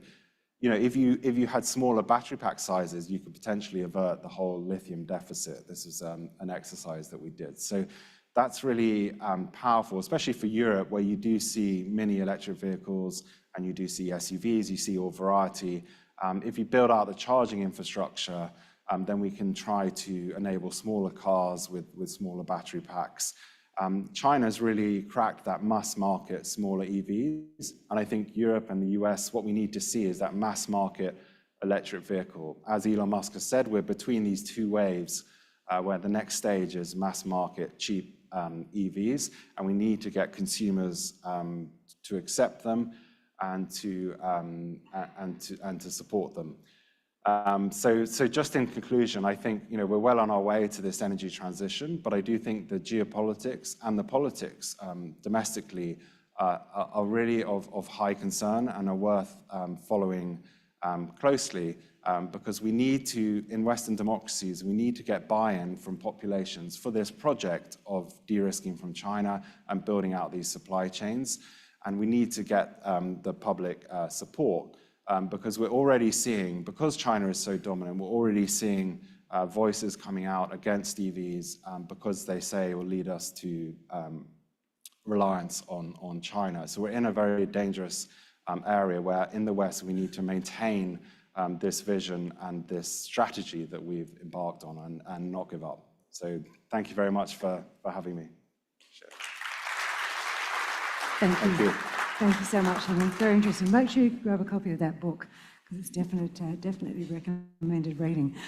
All right, nickel, taken a bit of battering recently. They're predicting a US $200 million hit financially. Many reasons for that, and I'll leave it to our presenters to go through them with you. What was interesting, I thought, was when you look at some of what the off-takers and OEMs are looking for, they are citing nickel with lower emission intensity, where they could source that. So Centaurus, I'm sure, will be able to come up with the goods there. Over in Brazil at their Jaguar project, things are certainly heading that way. Their ESG credentials are at the front there, and this fellow here is Darren Gordon. Excuse me, Darren, I'm slurring. And Darren is going to take us through this opportunity for us. Would you please make him welcome, everyone? Thanks very much, Chrissy. Thanks to the sponsors, and a great pleasure to be here today to present the Centaurus Metals story. It comes at a bit of an interesting time in the market. Backdrop of nickel hasn't been great over the last little while, particularly Australian listed companies that have been sort of exposed to what's been happening in the nickel sulfide space in country. Today I'd like to try to demonstrate that Centaurus is a little bit different to that, that we should be able to compete on a cost basis with the Indonesian supply, and that we can do that with a very low carbon footprint. The disclaimers are on our website and obviously in the presentation. So when you look at Centaurus, we're trying to build a strategic mineral business in Brazil, and that's central at the moment around our nickel project called Jaguar. It does have an extremely low carbon footprint. We put some new data out today, just demonstrating where that is, and I'll talk to that in a sec. We are looking to be a 20,000 tonne a year producer and do that over a long period of time. We have a large resource. It's nearly 1 million tonnes of contained nickel metal, and we are located in the Carajás mineral province, where you have an enormous amount of infrastructure, principally built up by Vale over the last 50 years. So Jaguar was a project we acquired from Vale about 4 years ago. We've completed about 150,000 metres of diamond core drilling ourselves and about another 40,000 metres of RC drilling. So we're well on our way with this project, looking at completing a feasibility study by the end of June. Just briefly touching on the corporate side of it, and I guess just for investors here, just focusing on the market cap, that has come back a long way over the last 12 months with what's happened in the nickel market and what's happened in the Australian sector in particular. The feasibility study that we will put out will hopefully allay any concerns about where our project is and demonstrate huge value when we can do that. We do have a reasonable amount of cash, so we're well funded. We don't need to come back to the market. We are well covered by the analysts in Australia, and we have a very solid shareholder base, principally through family offices and high net worths. Great experience on the board. All facets of our business are covered, so we feel like we're well placed to be able to take Jaguar through to the next phase. Now, I don't want to touch on the market too much. Henry is obviously much better equipped to do that than I, but one thing I did want to point out is that the demand for nickel, we believe, is not going away. And if you look at what's got to happen into the US and European markets in particular, where nickel will probably be a bigger part of the battery composition than anywhere else, there's a huge amount of nickel that still needs to come onto the market. If you roll out to 2040, there's basically another 85 Jaguar mines that need to be identified that can produce at least 20,000 tonnes a year of nickel. Those green dots on the page, on the map of the US and the map of Europe are all, I guess, planned gigafactories that are looking to have nickel as part of their key chemistry. So when you look at what's happened in recent times and where the supply-demand balance has gone, we think that that is temporary.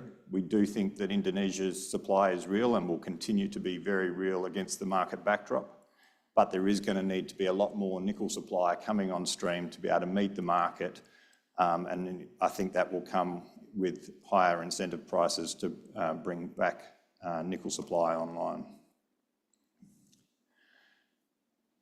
This morning we released an updated, I guess, emissions footprint of where we think our project will be. At 7.27 tonnes of carbon per tonne of nickel, that is going to be extremely low on the emissions curve for all nickel production. That picks up all of your class 1, all of your class 2, nickel pig iron, ferronickel, HPAL and sulphide projects. At our mine itself will be about 1.5 tonnes of carbon per tonne of nickel, principally driven by the fact that our supply of power will be 100% renewables and that we have a very low, I guess, carbon cost associated with the mining activities. This picks up all of the downstream of where our product will go, targeting to put this into the Atlantic Basin, into that market that I've just talked to, that's going to be crying out for more nickel supply. So just looking at Brazil in particular, it's a great place to operate. We've been there now for 15 years. We have a very good handle on what we need to do.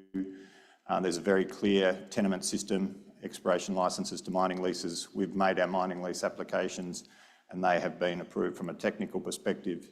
From an environmental perspective, the process is well understood, clear terms of reference. Again, we have lodged our environmental impact assessment, which has been approved, So the first steps to getting our project up and running from a licensing point of view have been met.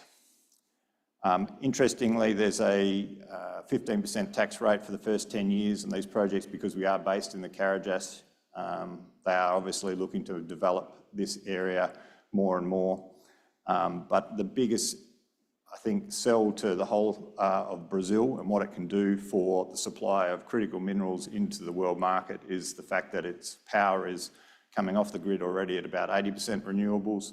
But if you're big enough and you've got enough need for power, then you can get to 100% renewable power source like Centaurus can. So looking where we are, as it's touched upon, it's a part of the world that's dominated by Vale. They've been there for a long time. There might be some deposits there that you've heard of called Salobo, largest copper deposit in Brazil, S11D, largest iron ore mine on the globe right now. So when you have this, I guess, development, you have rail, you have sealed roads, you have high voltage power, and you've got a ready-made workforce that's already been established there for at least 2, probably 3 generations now. We're close to a town called Tucumã and Orlândia do Norte. They're both about 35,000 people each, so we've got ready-made workforce. There's a Canadian company called Aero Copper that is building a copper flotation plant very close to where our project will be. So there's a lot of development already going on here. There's no reason why the Jaguar nickel sulfide project doesn't get up and running. You can see from the Google image there that it's principally farmland. There's no real impediments to getting a project started in this part of the world.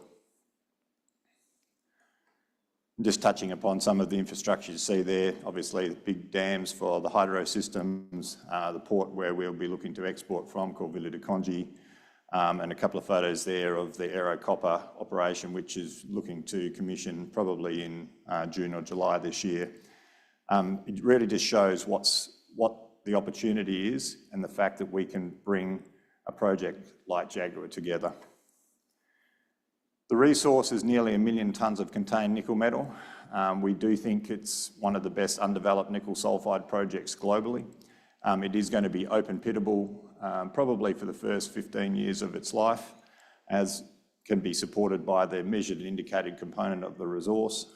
So a very large proportion of our overall resource has been drilled out very extensively. Those pits there coalesce into one. They're about 3 kilometres of strike with a couple of satellites in the north. But as I said, for right at this point in time with the feasibility study, all the focus is on the open pit. We're not talking about anything in the underground, but we do know that we will have an underground development here at some point in time in the future.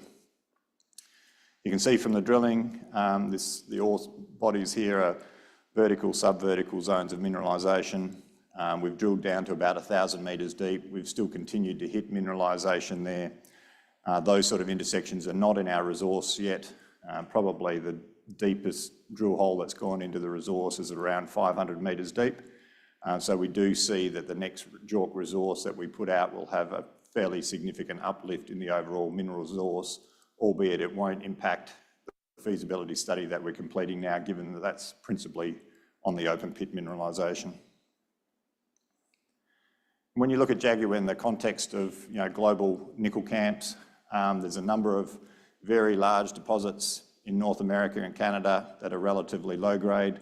There's a number of deposits in Australia that are deeper, higher grade underground deposits, whereas we've got a best of both worlds. We've got open pittable, relatively high grade nickel sulfides, and you can see the centre of page there that Jaguar is sitting quite comfortably with a number of the major nickel belts that have been discovered over the past.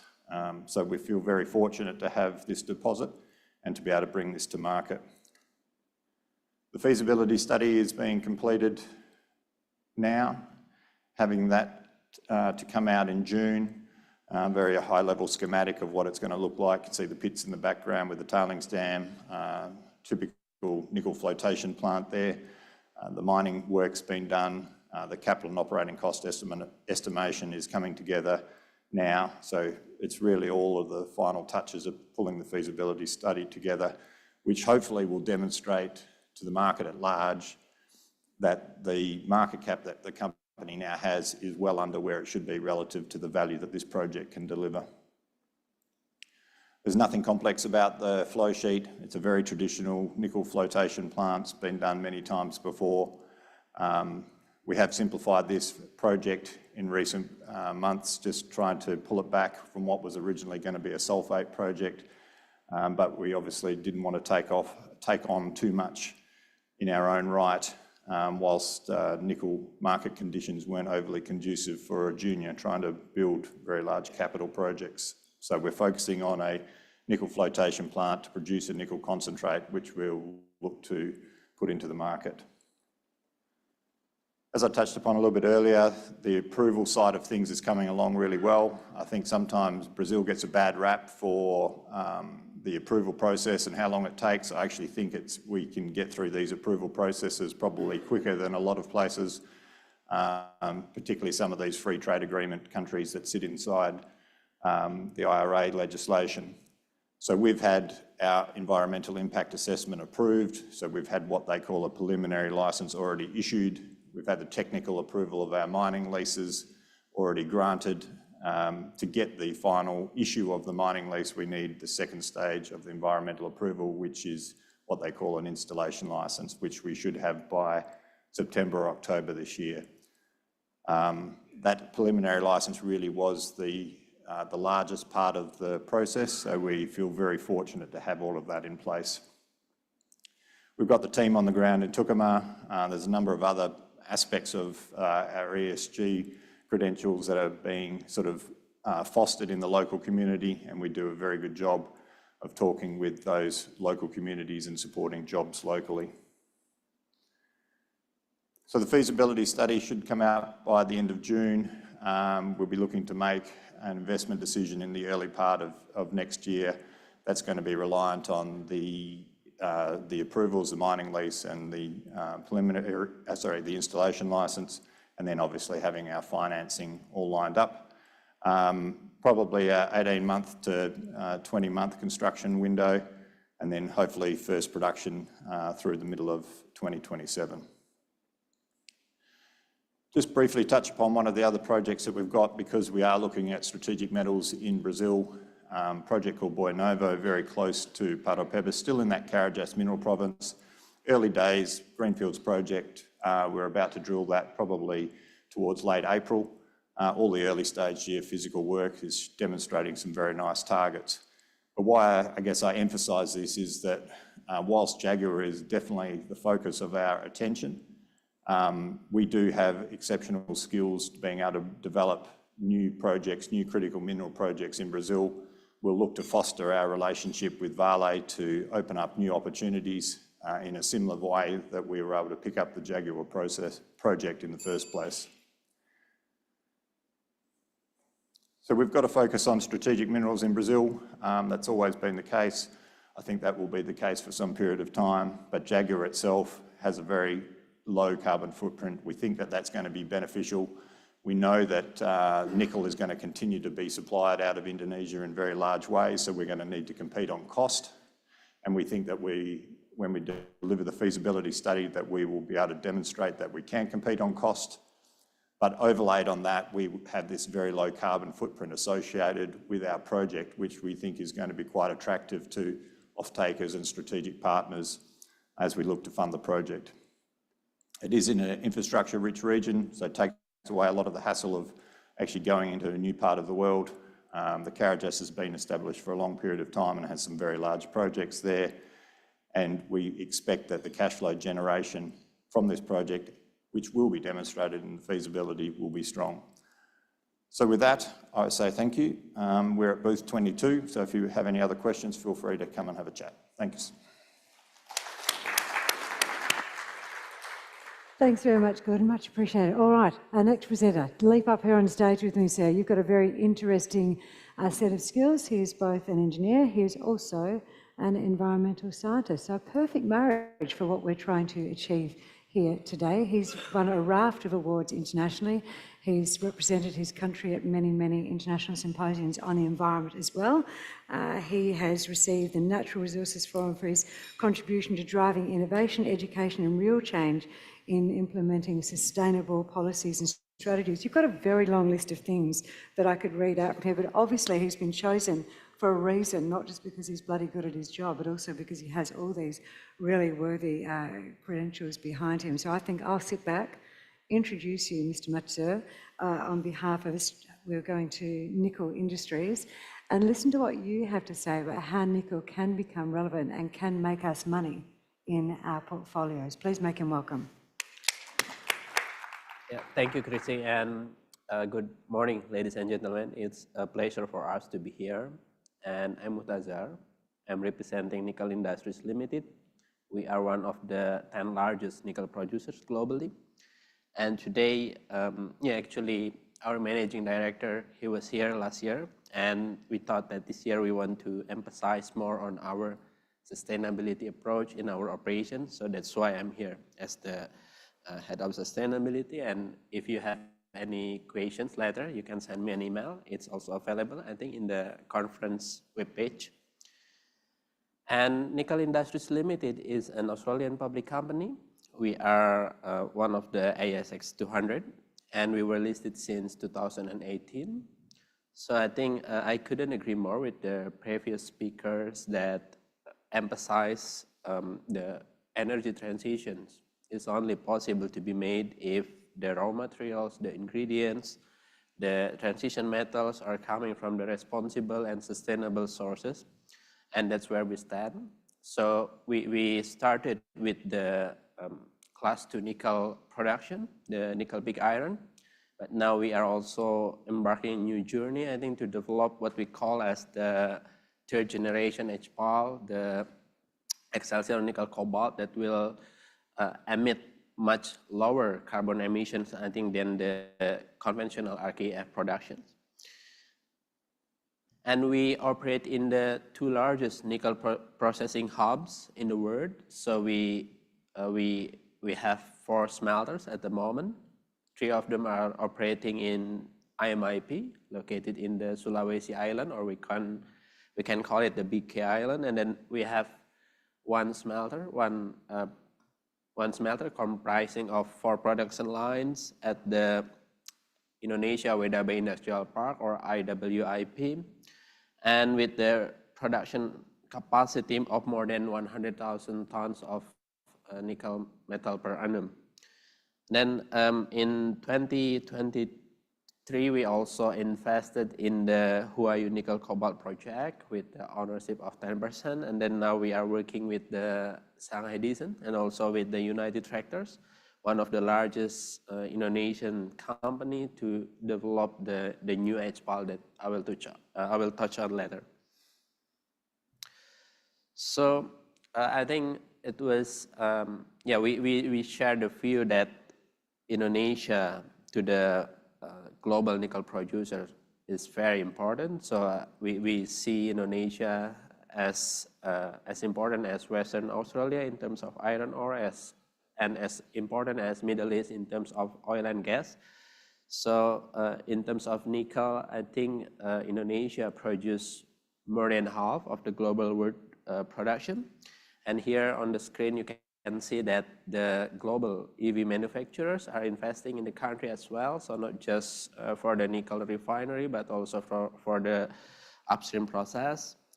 And if we see on the timeline, I think, I don't want to go into the details here, but you can see that there are many Western, many global companies have supported the development of nickel downstreaming in Indonesia. I think here just to mention some, but feel like Eramet up until Ford. So I think it shows that the global companies are putting their money, putting their investment to Indonesia, and this is something that is important, I think, for our company trajectory as well.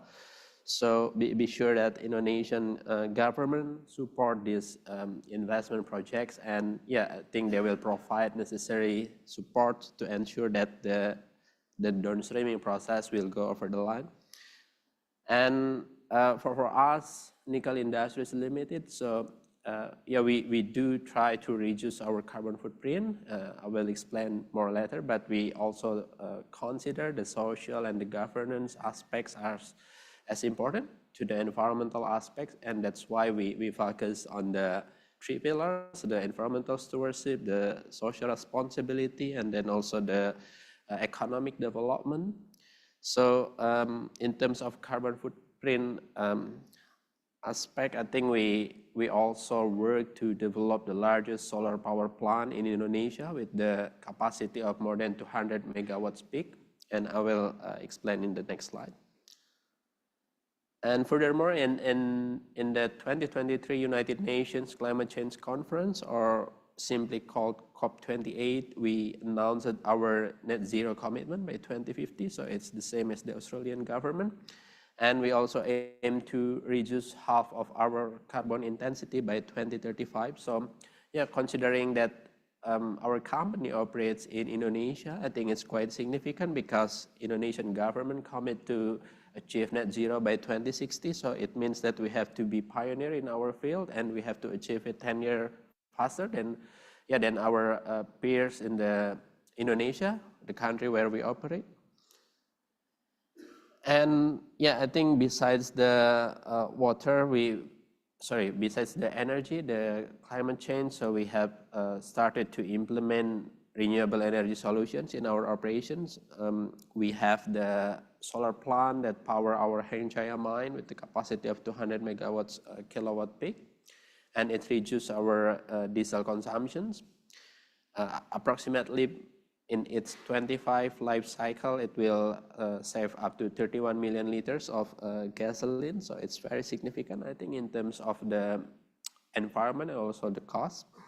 And then for the water, I think we are delighted to be named as one of the few nickel companies in Indonesia that can meet the environmental standards set by the government. And for the biodiversity, so since 2019, we have rehabilitated almost 2,000 hectares in Sulawesi with more than 2 million trees planted. So yeah, it will help, I think, to restore the biodiversity as well as to reduce our overall group emission. And yeah, once the Excelsior Nickel Cobalt project is completed, then yeah, it will take nickel industries, I think, closer to the top 5 nickel producers globally, closer to Vale. And I think, yeah, again, since we are relatively a young company, so the company itself was listed in 2018 in the ASX, but yeah, we were established in 2007. But yeah, overall, I think we are still relatively young, and we are delighted, I think, to be one of the 10 largest nickel producers globally. We saw our remarkable growth, I think, over the past 15 or 16 years. And then our third generation HPAL, which is expected to be commissioned by the October 2025, will have the carbon footprint lower than 10 tons of carbon dioxide per tons of nickel metal equivalent. And this is quite significant because, as you see, that the traditional RKF operations, I think it can emit more than 50 tons of carbon dioxide per ton of nickel, and then now we want to reduce more than 80% by introducing this third generation HPAL. So it will help us as well to achieve our carbon emission target in 2035 and 2050. And yeah, in our operations, we try to be efficient with our energy usage, because when we save the energy, we save the planet, and also we save the cost as well, so we don't want to lose it as well. So here we recover the heat generated in our kiln, and then we, together with Shanghai Decent, with Xingsan, we have launched the future energy projects back in 2021. And we also introduced the bio-based fuels in our operations that will have lower carbon footprint. And in October 2023, we worked with the Indonesian company called Cessna to develop the largest solar power plant in Indonesia, in which nickel industries will be the sole off-taker of this project. So we don't require any further investment. But yeah, after the solar power is commissioned, it is expected that we can reduce our emission footprint, I think, around 20% for our Heng Jaya nickel industry. And then it will also help again to achieve our carbon commitment in 2035 and 2050. And yeah, I think we, as I emphasized at the beginning, we are also concerned about the social contribution to the society. So I think the previous speakers have done great jobs, I think, to introduce this in their presentations, and we also do the same. So we focus on various aspects in the community development, in education, in health, and we are in the process of developing a corporate foundations as a commitment from nickel industries to the community. And earlier this year, we announced the university scholarship program. So yeah, if you see that now the labor, the manpower for our operations, I think in Sulawesi are mostly come from Java. Java is the, let's say, the most dominant island in Indonesia with better infrastructure, with better education. So we want in the future that many of our workforce to come from the surrounding, from the Sulawesi Island, and that's why we work with the top university in Sulawesi to provide scholarship for the students around our operational areas to study in mining engineering, environmental engineering, and metallurgical engineering up to 4 years. So hopefully they will become our role models in the communities and also becomes our future talents for the company. And in terms of governance, I think we comply with the requirements from the Australian government, from the Indonesian government. So we are committed to prevent the corruptions and bribery in our operations. And also we report our anti-modern slavery statement in annual basis in accordance with the regulations in Australia. And we provide equal opportunity to our employees, so we don't differentiate them based on the genders, but yeah, we remunerate them based on their achievements, based on their performance. And in 2022, so I think this will have to be updated later, but in 2022, we employed more than 4,000 people across our operations. So this is quite significant. And if I may recall a little bit, so during the COVID period, actually many of the provinces in Indonesia experienced negative growth, but for Central Sulawesi and also North Maluku, where we operate, the growth remained positive, and yeah, it was supported by the nickel industry in the area. And here, I think, in the past 2 minutes, I want to emphasize more on the PROPER. So I believe many of you maybe are unfamiliar with, but PROPER is the official environmental rating from the Indonesian government. And yeah, in the past 2 years, we were delighted because Hengjaya Mine, our nickel mining site, has received green ratings for 2 consecutive years. In 2022, there were just 2 companies that achieved this. It was just us and Vale, and as we all know that Vale Indonesia has operated for more than 50 years, so we are proud to be on the same level with them. And moreover, in 2023, our ESG score, according to the Indonesian government, was the highest one amongst the nickel sectors, and the 3rd for the overall mineral sector, including tin and also iron ore and etc. And this is just some of the achievements that we have achieved in the past 2 years. So last year we were nominated as the company with the most promising transitions at the GRIT Award and ESG World Summit in Bangkok, and we were also named as the most sustainable nickel company by Trenasia. It's a local media in Indonesia, but yeah, we were compared with other producers, so we were delighted with that. And for the ratings, you can see on the slide, but yeah, we received the good rating from the MSCI and SP. And last but not least, here you can check more information about our sustainability performance in the sustainability report in our website. So I think that's all. Thank you very much for listening. And for those of you note too that I don't say thank you as soon as they're finished speaking, it's because we're editing all of this and packaging up for the various authoritative bodies, so you don't need my voice on there. We do need this voice, Australian Vanadium Limited. Now, they're focused on developing their project over in Western Australia. They're also working on downstream opportunities in the battery market. AVO CEO Graham Arvidson has joined us up on stage today. Welcome, Graham. You've got 18 years' experience in the mineral sector. I feel like I'm introducing a game show person there. You've got vast experience in this sector, and today he'll be talking to us about AVO's latest advancements and also their strategic developments. Would you please make Graham very welcome? Thanks. Thanks for the Future Facing Commodities Conference for having me, and to the organizers. Indeed, vanadium is a future-facing commodity, and I'm very proud to be largely representing vanadium at this conference. And hopefully today you could think about three questions as I'm presenting. Why is vanadium really interesting? Why is it interesting right now? And why might Australian vanadium be a really interesting way to get some exposure to that thematic unfolding in front of us? Please, in your own time, review this and understand it. Australian vanadium, for those who aren't familiar with you, our core thesis is to be very competitive in producing high purity vanadium oxides.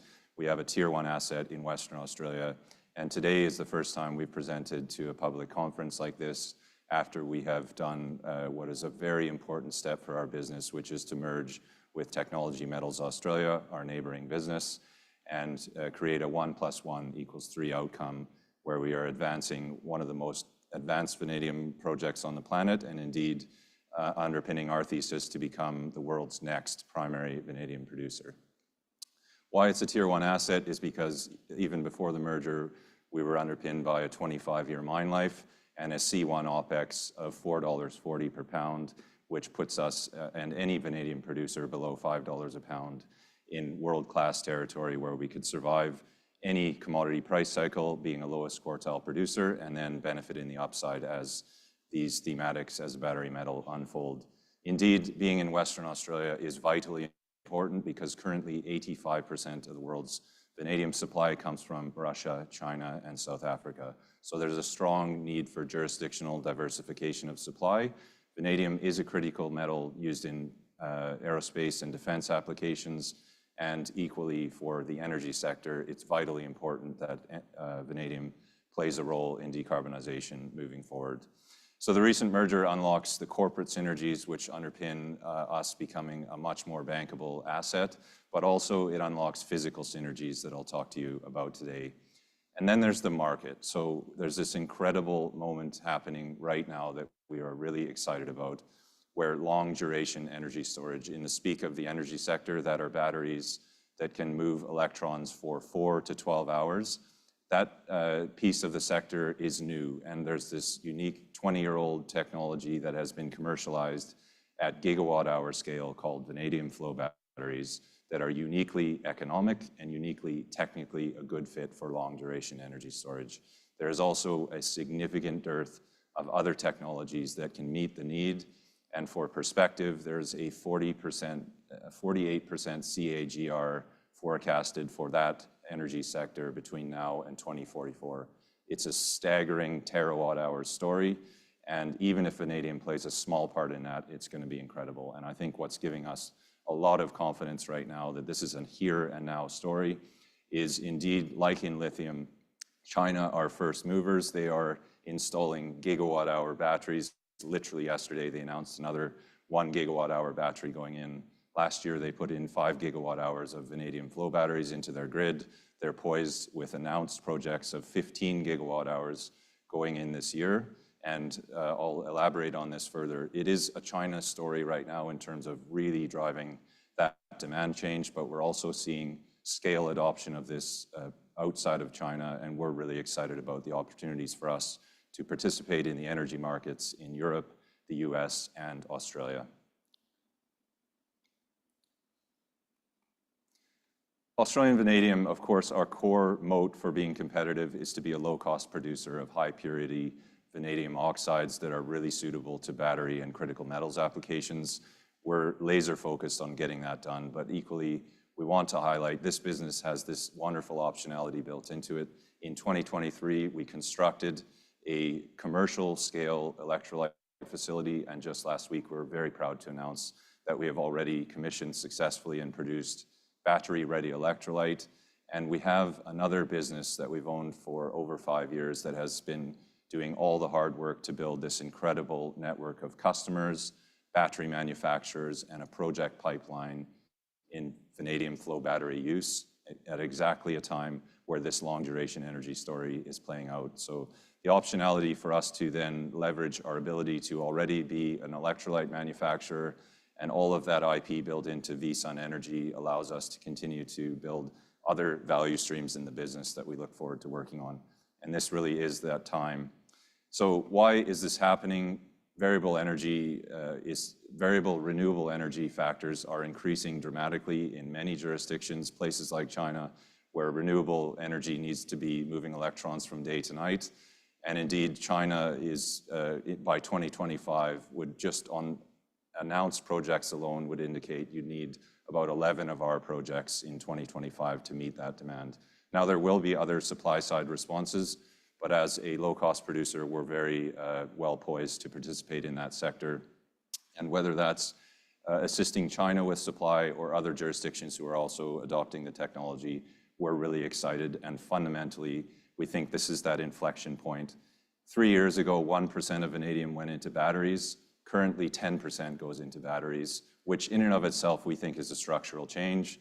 But there's a point where it truly, historically, was a steel alloying agent, and then the dominant demand side factor, we think in the very near term, becomes batteries.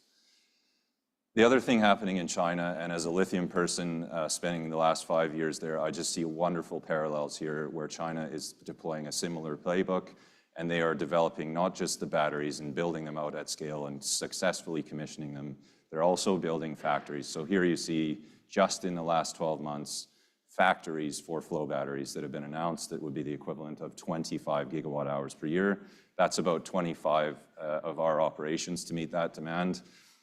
And we're not naive if some of this doesn't come to pass immediately, but some of it will, and just a small fraction of this really represents something that I think creates a compelling case that vanadium will flip from being a steel metal to a battery metal.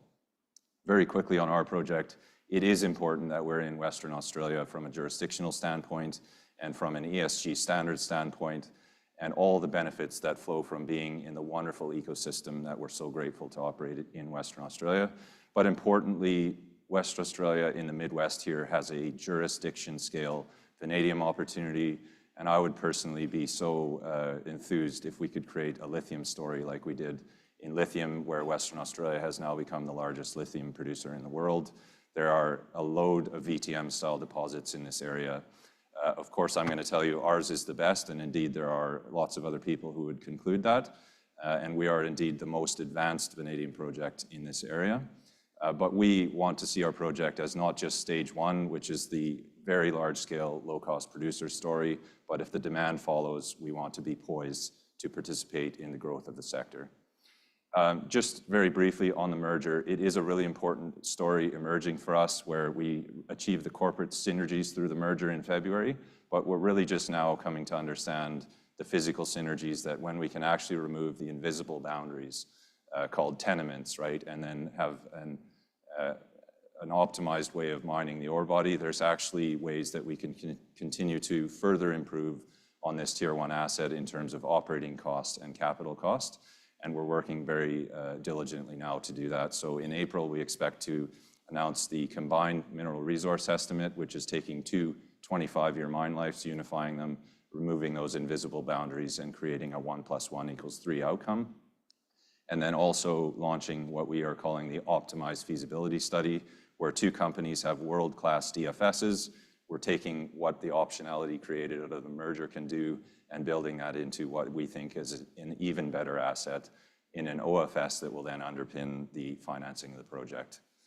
On the corporate synergy side of the merger, this is really important. What we have done is de-risk the path to financing, and importantly on the debt side, this is something we're working very hard on, that prior to the merger, it was a difficult ask for favorable government funding to get behind us.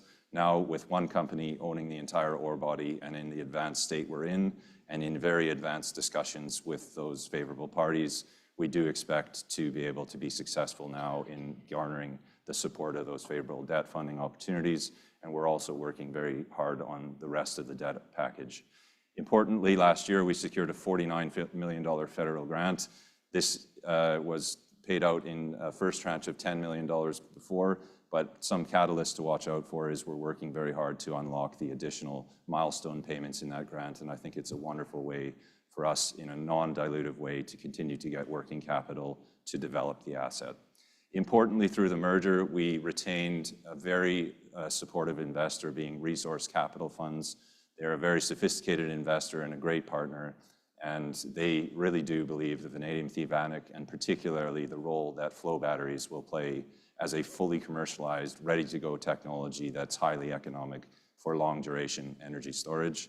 We continue to work hard on additional strategic partners, and a big important piece of the puzzle is offtake and making sure those are the right partners and ideally linked to the energy sector and ideally with equity for alignment is things that we're running to ground, and throughout the year we look forward to updating the market on that. So catalyst-wise, look out for the MRE in April, look out for a project update in June.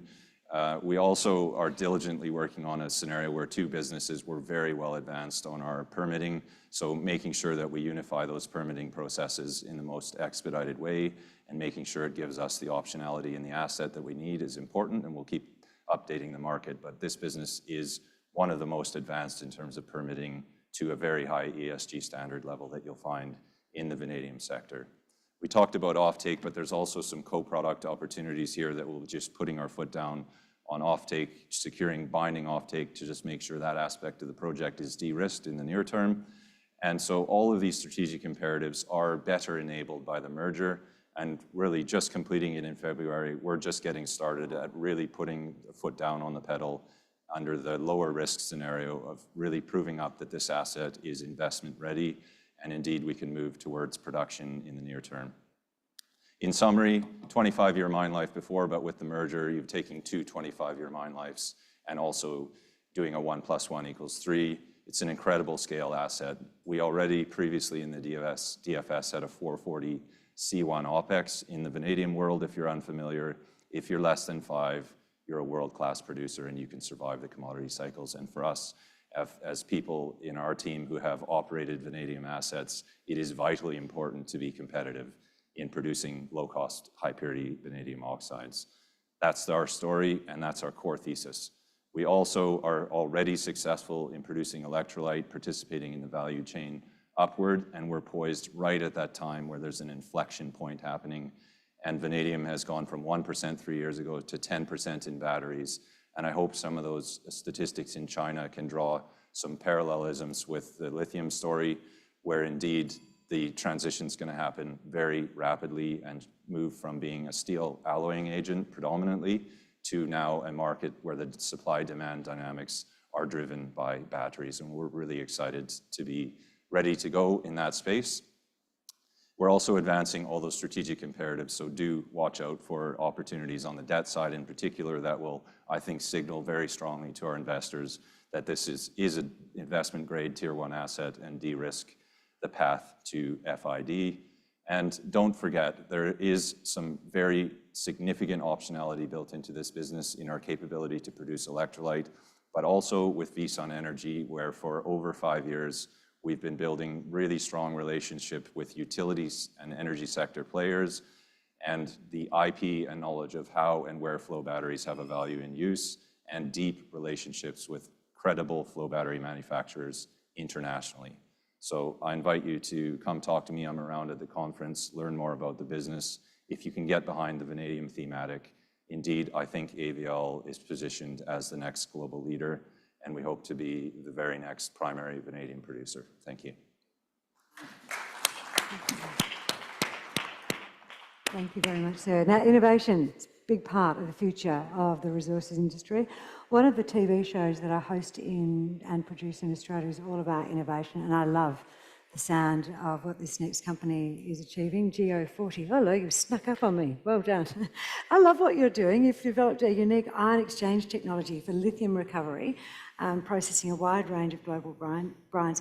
It's a sustainable recovery of strategic minerals from fluids. Yes, I did read that so that I got it correct for all of us. But I think it's really interesting. You're operating 2 plants, one's over in New Zealand, and you're recovering silica nanoparticles from geothermal fluids, and I'm really interested to see exactly how you're doing this. Would you please make welcome everyone John Worth to talk about the company's extensive North American piloting program and that's underway now, and how they intend to move that to demonstration scale later on this year. Welcome, sir. Thank you. We use this line at Geo40. We made it up ourselves. It's DLE as our DNA, and I'm going to try and give evidence to that in about 10 minutes. So I'll just jump straight into it. We're an unusual business in the DLE space because we have a fairly mature business in silica recovery. This is our flagship asset in New Zealand. It processes about 8 million litres of fluid every day, and we produce about 3,000 tonnes of high-quality colloidal silica that we sell all over the world. As you would imagine, we took a fairly logical scale-up process out of the lab into pilot plant stage. We've got 2 of those, one in New Zealand, one in Japan. 5 years ago now, we built a demonstration plant. That still runs today, makes a bit of money. And then the big picture is our flagship asset. So, we're a fairly serious business in silica. And I think the reason I started with this is that this is one of the key things that differentiates us in the lithium space. This is a journey we've done before. This big asset is the only plant on the planet that gets silica nanoparticles out of fluid. And it positions us very well for lithium. And just I guess another thing that's interesting, most of our silica sales are accompanied by what's called an EPD, which is an environmental product declaration. This is a piece of third-party work that quantifies the carbon footprint of our product. And we have the lowest carbon colloidal silica on the planet by a factor of about 5. And again, we'll talk about it through the next 3 days. We don't see a premium for green lithium yet, but we think it will come. When we started this business around a decade ago, I guess a group of miners got together and really tried to eliminate exploration risk. And the logic was to target geothermal fluids where geothermal power generation takes place. And New Zealand is an extraordinary leader in geothermal power generation. So the government drilled a volcanic plateau in the 1950s. And in 1958, the world's very first large-scale geothermal power station was commissioned close to a town called Taupo in New Zealand. And New Zealand has remained at the cutting edge of geothermal ever since. And so a group of miners 10 years ago, after decades in the Congo, said, crikey, there's got to be an easier way to get minerals. And of course, it's this idea of targeting minerals and fluids. So the original technology hypothesis was to target hot fluids where you find high levels of silica and where you also find lithium, boron, and cesium. And I guess a few things became apparent. Firstly, silica is quite a valuable mineral in its own right. But typically in these fluids, the lithium concentrations are quite low. And that's perhaps formed a key part of our logic going forward. I guess what wasn't apparent to the founders at the time was that this story is actually just as relevant to cold fluids, right, where you maybe don't have so much silica, but you also have lithium and boron. But because we were initially chasing geothermal fluids, we were very focused on low grades. So a good geothermal power station might have lithium at 50 parts per million, maybe 70 parts per million. And so this really influenced our thinking as we got into DLE. We started the journey in direct lithium extraction 4.5 years ago now. And most of you will have seen this graphic. This is Alex Grant's graphic on the 3 broad technology families in DLE. Absorption on the left, that's Livent, Dow, Sunresin, and others. Ion exchange, Lilac, Standard Lithium originally, us, and then I guess a lesser number of players in solvent extraction. So because we were very focused on low-grade fluids, we went the obvious route and chose ion exchange. But that's where the similarities between us and most of our competitors end. Ion exchange is usually a kind of a bead, a fairly large bead in a column. That's the top photo, where you then pass fluid through that column and try and get it to stick to the surface of whatever you're targeting to stick to the surface of the bead. We don't do that. We followed the process flow sheet of what's called CIL or CIP for gold recovery, carbon and leach or carbon and pulp. And in that method, we're working with a much smaller particle, which obviously has a much higher surface area. That's reasonably terrifying to a lot of folks, but because we've spent so long working with nanoparticles, this is something we're very comfortable with. And what that means is you can get ultra-high recoveries, which of course is pretty important if you're going to target low-grade fluids. As you would imagine, back in 2020, we built our first pilot plant. 2022, we built our second pilot plant. We built those plants actually during COVID, when it was pretty hard to go out and travel the world. So we built plants at home in New Zealand, and we shipped brines into these plants. And so Christmas 22, we got to 100 cycles for the first time. We're now running up sort of beyond 500 cycles. And a number of things come out of that. You know, we've got very low media losses per cycle, down in the fractions of a %. Our media cost is very low. We're not making a complex bead. We're making a very simple media. Low impurity carryover, and with almost every brine we've processed, we make battery-grade lithium carbonate. And so like anybody in this space, we started processing different types of brines. As I've mentioned, we started on geothermal brines, both out of Europe and New Zealand. We moved on to classic salar brines. We're able to process medium and high-grade salar brines very successfully. And then on to brines out of the US and Canada. And I think and you know, Joe will cover this in his panel this afternoon, what we tend to see is really absorption technologies seem to work better at higher grades, and ion exchange, and particularly sort of CIL, CIP style of ion exchange, works very, very well at the lower grades. And so this is the space where we believe we have real strategic advantage, the sort of 50 to 250 ppm grade. And that's super interesting, because if you take out two pieces of geography in the US, most of North America is in that grade range, right? So, you know, to sort of, you know, I've read Volt Rush. What we're really trying to do here is to unlock the potential of these brines in North America. I'll just explain why we think we can do that. This is an OPEX versus grade curve. So what we've done here is we've plotted on a handful of the brines that we've processed and modelled OPEX on. What that shows you is a New Zealand brine at 10 ppm. That's not commercially very attractive, as you might imagine. But interestingly, there, you know, American brines at 25 and 50 ppm versus European brines up at sort of 200 ppm. The OPEX isn't that different, right? And that is a fundamental feature of our tech. We have to pump a bit more brine to get the same number of lithium ions, but actually the OPEX curve is very, very flat. And that's why we believe we can work, you know, very extensively across North America. I just think it's worth touching on tech just for a second. And I get asked every day, you know, which tech will be the winner? Look, I think you have to understand, I guess every brine is different. If you're working in Central Texas versus Western Texas, the brines will be different. They'll be different 10 kilometres apart, sometimes, you know, half a kilometre apart. And then what goes with that is the nature of projects, right? And in every project you look at, the inputs will be different.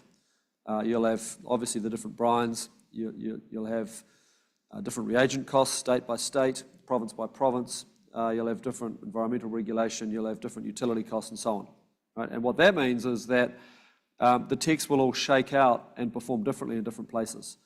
I think perhaps there's a broader thematic here, and that if you follow sort of Goldman's latest piece on techs, there's perhaps a couple of dozen DLE techs in development, and I think out of that we expect sort of half dozen or so will emerge at scale in the near term. You know, we certainly plan to be one of them. But I guess the contrast is there are hundreds and hundreds of lithium resources out there, and what that tells you is the lithium world really is sort of another cliche, but it's tech short and resource long. And so we don't see other DLE players as competitors. You know, we want them to succeed as much as we wish to succeed. And where we can help them, we will, because the sector needs all of us. You know, the top is our journey in silica. We're following that exact same playbook in lithium. Right, bottom left is our second pilot plant. It's been running very successfully. What we're heading towards is a demo plant. We'll be in design of that next week. And then what we're trying to get to is our first sort of 5,000 tonne per annum plant as fast as we possibly can. One of the ways we're going to get there is I guess, an interesting program of work over this year. Just want to draw your attention to that middle circle. So we've done a lot of piloting on brines in New Zealand with brines that we've shipped. We're now repeating some of that work in the field. And so this is, we've built 2 of these. These things are on the road now in North America. The idea really is it's pretty straightforward. We turn up on a resource owner's site at no cost to that resource owner. We will process their brine, give them back a decent quantity of lithium chloride, some lithium carbonate, and a long-form technical report on what our tech can achieve on that resource. Right? And we're doing that to get wide exposure to North American resources, figure out where we can work most successfully, but also to open up and I guess prove to different players in the sector what we can do. We know we have to prove what we can do. This is the T-shirt. This is roughly where the tour looks like it will go. We've been building in Wyoming and California. We're heading to West Texas in about a week and a half's time. We're hoping then to head east and then up through the middle and then eventually up into Canada.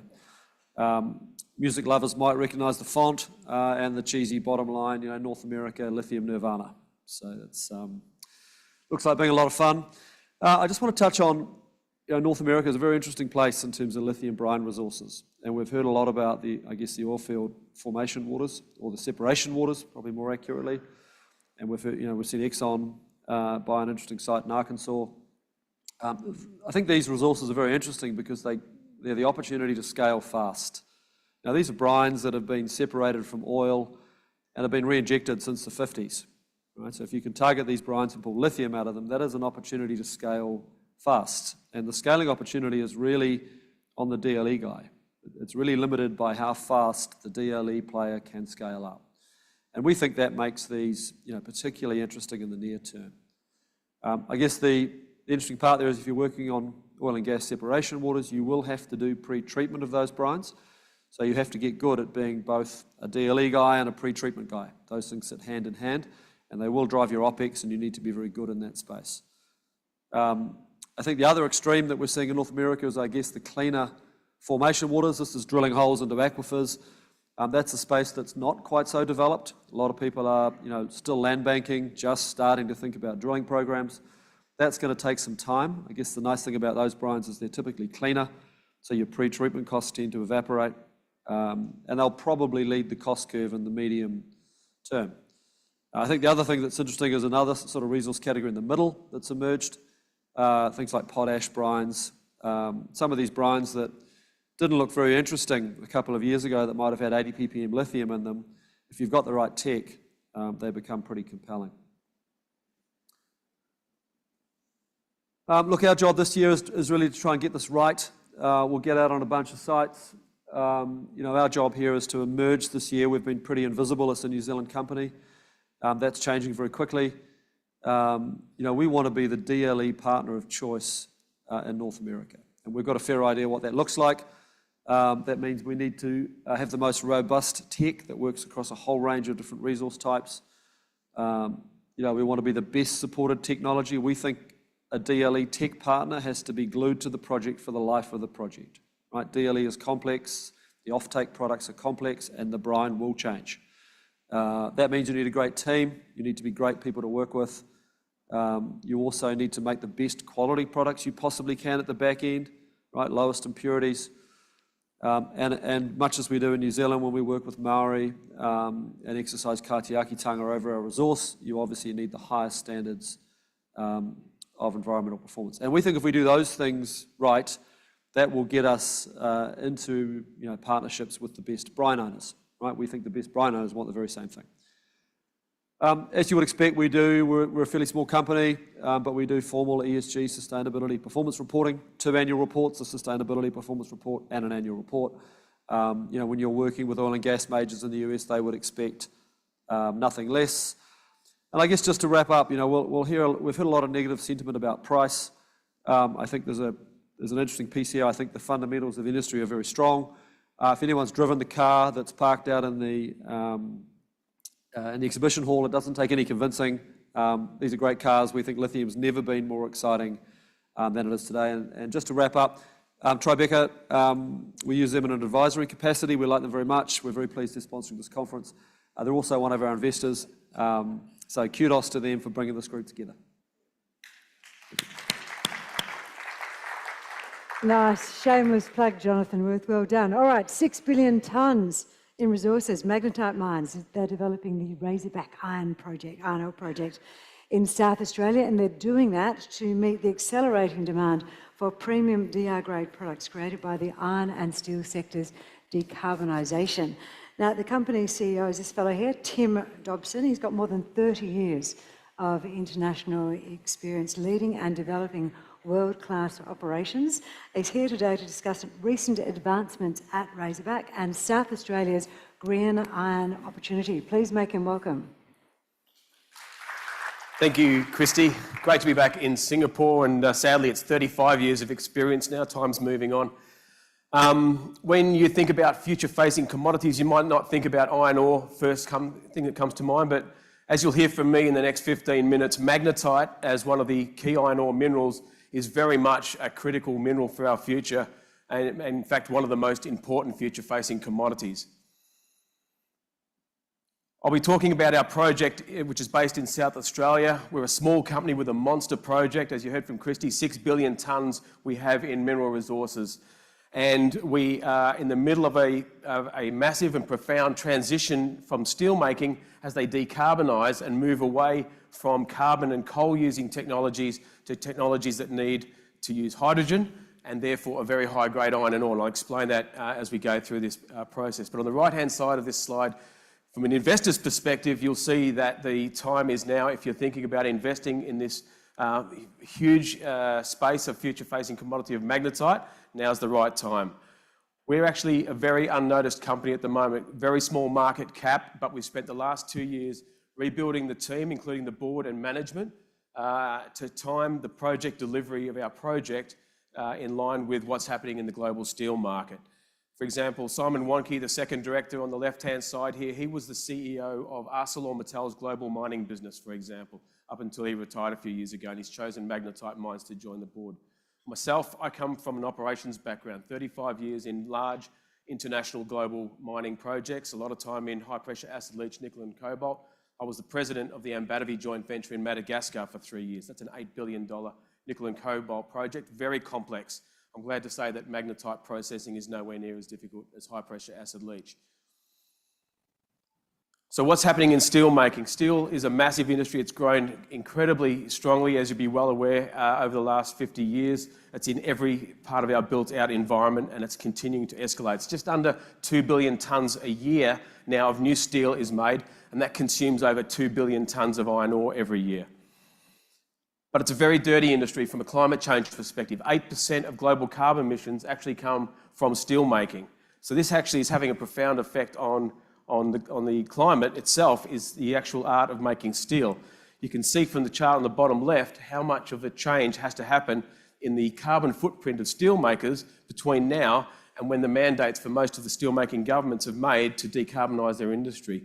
It's absolutely a massive job. Wood Mackenzie have forecast that it's going to take $1.3 trillion to transform the global steel industry, with that spend taking place, it's already started, and through to 2050. The largest global steel makers on the right-hand side here have all made mandates and commitments to decarbonise, partially by 2030 and fully by 2050 in most cases, with China and India, the biggest steel makers, needing a little bit more time to do that. So what's going to happen? What's changing here? Across the top of this fairly busy chart, you'll see the dark line shows how 70% of today's steel is made. We take medium-grade iron ore, we take coking coal, we ship it to countries that have large vertically integrated steel-making facilities, mostly in China. More than 50% of global steel is made in China, but Japan and Korea, India and Taiwan are very large steel makers as well in our region. And we turn that into steel in big integrated facilities, producing a very high carbon footprint. Some countries who with lots of natural gas have developed an alternative technology using natural gas and direct reduced iron technology. And after 20 years of the blast furnace operators trying to find a way to decarbonise their blast furnaces and not being successful, they are now forced begrudgingly to turn to this alternative technology of direct reduced iron. So direct reduced iron takes place in the solid phase, and it uses natural gas at the moment. It will use hydrogen in the future, and that product then becomes the feedstock along with scrap metal into electric arc furnaces. And when they run on renewable energy, as you'll see across the bottom of the chart, you can actually achieve a green steel product. So there's a green iron and a green steel product. This will split the steel industry in two. It's already starting to happen. Green iron will be made in countries where there is high-grade iron ore and hydrogen, and it will be shipped to other countries where they have a market for the steel and will have electric arc furnaces. So instead of shipping coal and iron ore in the future, we'll see direct reduced iron in the form of hot briquetted iron, HBI, being shipped around the world. These decisions are being made as we speak. The Middle East is set now to emerge as a major player at the starting point of this transition. Wood Mackenzie here have shown how many EAFs are going to have to be built to make the difference in the carbon footprint over the next 50 years. It's quite profound. 2 years ago, China approved 42 new electric arc furnaces. That was more than the previous 6 years running. China on the front foot. They've actually got 10 direct reduced iron, green iron plants already in development. They're very much, as usual, on the front foot. This is already happening. In Australia, where our project is located, Peter Malinauskas, the Premier of South Australia, 3 or 4 weeks ago asked for expressions of interest for what will be Australia's first DRI or green iron plant to be made in Australia. We'll obviously be making a submission into that process. And just last night, the US committed $6 billion to decarbonisation for industry, including 6 green iron projects in the US. So this, as I say, this is actually happening as we speak. Now, what's the kicker? The kicker is that you cannot use medium-grade ores with high amounts of impurities to feed this new technology. You need a very, very high purity grade of iron ore. That can be made from magnetite concentrates at the mine site. And it's not all magnetites are created equal. Some have more impurities than others when they're concentrated. This bubble chart on the left shows all of the major hematite mines in Australia and Brazil, the blue bubbles of Brazil, some of the Australian magnetite projects that are already running. And you'll see on the x-axis the amount of impurities that are in these products. They're not enough for direct reduced iron. The small little box in the top left-hand corner is how pure we have to get the product to meet the current grade for DRI. Our Razorback project, as I'll talk about in a moment, actually has the ability to meet that specification. And we expect the yawning gap in the supply and demand curve on the right-hand side. This is Wood Mackenzie's data, and CRU have almost identical chart showing that this gap expands massively as blast furnaces come offline and EAFs, which are currently on order, are built and are looking for feed. So this is what's happening. So where are we? We're in South Australia. So the regions of the world that have lots of renewable energy, a mandate to make hydrogen, the ability to do it, and high-grade iron ores will be the winners out of this transition. And South Australia certainly ticks all the boxes. South Australia has had a profound escalation in the amount of renewable energy on their grid. They've gone from 1% in the mid-2000s to 73% last year, renewable energy on the entire electricity network in South Australia. That'll be at 100% renewables in the next 2 to 3 years, well before the government's target of 2030. South Australia also has a lot of magnetite, and we've got 6 billion tonnes just in our projects, as you'll see. And of course, the government now has realised this opportunity, and as I mentioned, it's calling for a hydrogen industry to form.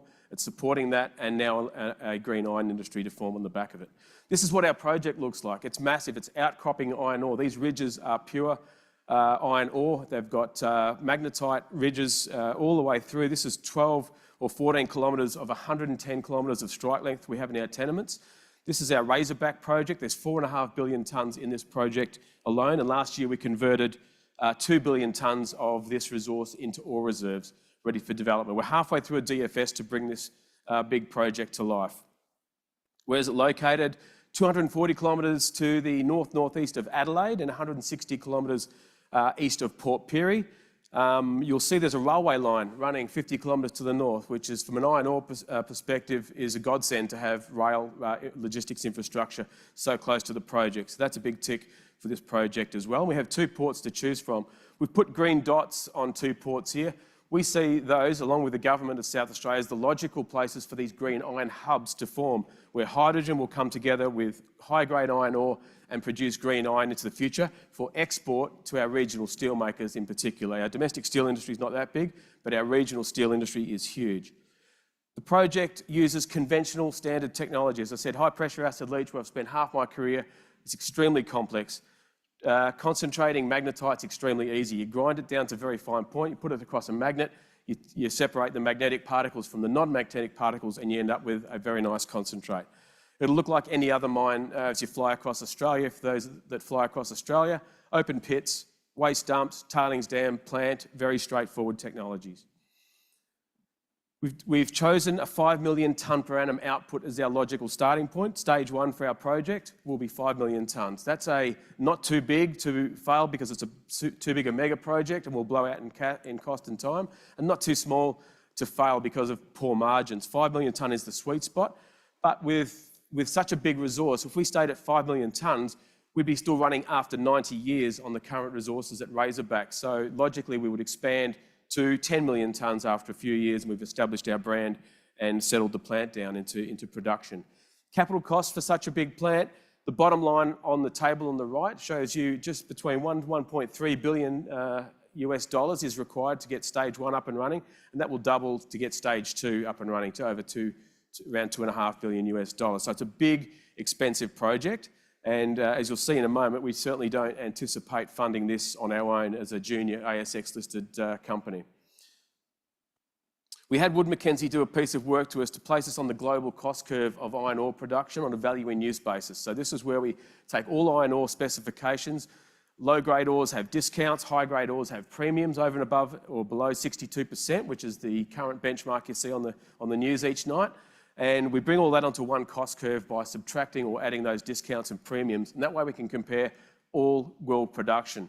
This puts our project and our specification into the second quartile for our stage 1 production and into the first quartile for stage 2 production at 10 million tonnes per annum. So that gave us a lot of comfort of the economics of our project based on the premiums that we'll achieve for this product. As I mentioned, we don't intend to finance this project on our own.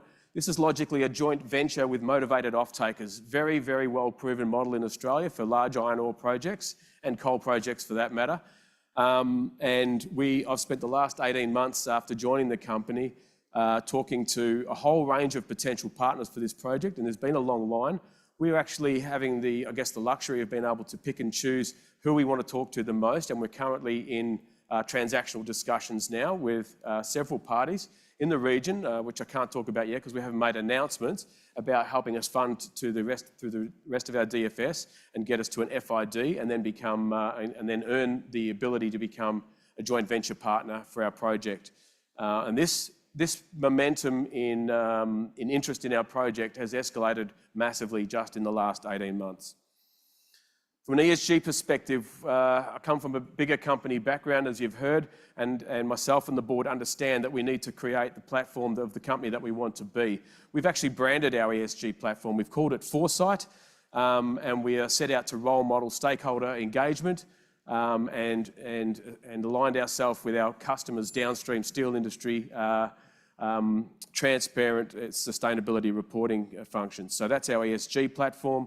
Where are we at with the project? Well, we spent the last year or two knocking over a whole range of milestones on the left-hand side. We're now locking down the last pieces of infrastructure. We're partnering at the moment, as you've heard, and we're about to put our mining lease application into the South Australian Government, which will kick off the formals approvals process. So in summary, what's happening here? We've got a massive decarbonisation tailwind. $1.3 trillion of the steel industry has to spend to decarbonise itself. They are already ordering EAFs and they're looking for high-grade feeds to feed those EAFs into the future. This will take place over the coming 5 to 15 years. Our project's in an A-grade location in South Australia. We have 6 billion tonnes in resources and now 2 billion tonnes in ore reserves. We're halfway through a DFS, we're progressing this to a 5 million tonne per annum project. We've got great support from the South Australian Government. And I was actually in Canberra last week. I had 20 meetings with senators and members of Parliament. And I think we can expect to see some bigger announcements coming out of the federal government of Australia on the green iron front in the coming weeks and months. So from an investor's perspective, those sitting in front of me in this audience, this is a golden opportunity and it won't last long. We are a very small capped, less than $30 million company with a project that has a current NPV of $2 to $3 billion, and that won't last long. So with that, I'll finish. Thank you very much. You're very good at timing, Rod. I've got some questions to ask about Phil Krapp and some others afterwards. Watch those steps as you go. Thank you very much. Come and see us in the booth.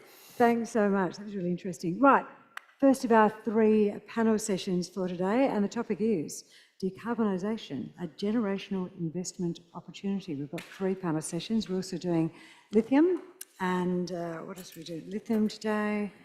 We've got a couple, haven't we, coming up? Lithium and also uranium. I've got to forget that one. That's on everyone's tongue at the moment. So our moderator for this panel is John Stover. John is the portfolio manager and managing partner from Tribeca. And John, what I'll do, you're all mic'd up, aren't you? I will get you, Jonathan, to introduce all of your esteemed panel members to everyone, if that's okay. Thanks very much, Chrissy, and thanks everyone for joining. As Chrissy mentioned, I'm the portfolio manager for the Tribeca Asia Credit Strategy. Decarbonization is obviously one of the biggest themes this week. It is going to be one of the largest collective human undertakings of all time. And we really see this as both an opportunity and a challenge. So obviously there's going to be a tremendous amount of investment opportunities on the back of this, but it's also a challenge for the corporates in terms of how they manage their own emissions and how they're communicating that with their stakeholders. So we wanted to have this panel to dig into both the investment opportunity set as well as discuss how mining companies specifically are handling this issue. So we do have a few experts in this field. I'm going to just introduce them and then we'll get straight into it. Andrew Wong, who's sitting to my left, is a director at Tribeca, which is a global early stage decarbonization VC based in Singapore. Before joining Tribeca, Andrew was a writing analyst at CLA's Taiwan Equity Research Department, covering suppliers in the EV and solar supply chains. He started his career in his hometown of Montreal at Deloitte. Thanks for being here, Andrew. Swetchi Chong is a director and founding member of Decarbonisation Partners, which is BlackRock's joint venture with Temasek that invests in the next generation of innovative decarbonization solutions and businesses to achieve a net zero carbon economy. She has 20 years of experience in organizing, executing, and managing investments globally across the energy, environment, industrials, and transportation logistics sectors. Thanks, Swetchi. Jamie Strauss, at the end there, is the founder of Digby, which is the only ESG disclosure, ratings, and communications platform designed specifically for the mining sector. Jamie spent previously over 3 decades in the mining industry. So with this topic, we'll sort of get right into it. I want to start with Andrew and Swetchi. There's obviously been a lot of shifts recently, over the past few years in the VC and growth equity landscape. Specifically to decarbonization, what are you guys seeing in terms of deal flow, investor appetite, and in terms in this space? Let's start with Andrew. Okay, sure. I think definitely decarbonization, climate tech has been the bright spot in terms of VC trends over the past year or so. There's been a lot more deal flow, I'd say, in terms of opportunities, and also I guess more diversity in terms of the types of deals that we're seeing as well, right? So I think for us, we've seen quite a few, more so in the harder to abate sectors, whether they're dealing in the industrial side of things, whether it's in energy as well, right? So I mean, we've looked at things such as nuclear fusion, green steel, carbon capture as well. So I think it speaks to the amount of ambition that a lot of these founders have, and I think the willingness of investors to look at the space and put money into the space as well. And I think as we go further into it, I think there's also a trend about more people are looking to fill out that capital stack as well, right? I mean, I think with VC, a lot of people are focused more on the early side of things, but I think now we're seeing people more willing to go into that mid-stage side of things because I think a few things have been de-risked, right? I think maybe from that debt financing portion of things, if you're building a plant or facility for a first-of-a-kind type of deployment, then I think that's super important. And then as you move further down that capital stack, right, I think more and more people will come on board as well. So more deals, diversity of deals, and I guess more players coming in that space in terms of types of investors. Sure, thanks. For me, I speak from a perspective of a growth equity investor in the decarbonization space. I will take a step back and kind of look a little bit back at history and versus now. What we're seeing now is there's a general sense of rush of capital to the decarbonization thematic, but in reality, there's really quite different pools of capital at play, and they don't necessarily commensurate as what I see now. Just for context, during Cleantech 1.0, we have about 140 kind of VC funds, generalists investing in the climate tech space. Today, we have about 170 over VC funds, specialists in climate tech investment. And this is just amongst the 2,500 over VC funds that have invested in this space in the last 2 years. So what it tells us is that there's just a lot more allocation of capital by early stage funds in the space, but there's still insufficient funds looking to fund companies for their growth stage. When we look at absolute dollars, we're talking about $2 billion of capital during Cleantech 1.0 2013, and now we are about 30 billion of capital chasing this space. So there is money there, but the money is not evenly spread out, let's put it that way. And for a company, when they need to go from a development stage after developing the technology to a deployment stage, you need 10 times of capital to help the company get there. And today, the amount of capital that's available for the growth stage, we're talking about just $1 of capital available for every $3 of demand there. So all in, I think we just need a lot more focus on the growth stage. All these companies that we are backing in the climate tech space, they tend to be some form of a CapEx spend, right? Because we are building new machines, is essentially. So that's where I see kind of like different stage of funding available for the space. And maybe just one more point to add in terms of like the deal environment that we're seeing in the climate tech space here. I think not unlike the typical private equity environment, investors are getting more cautious for sure.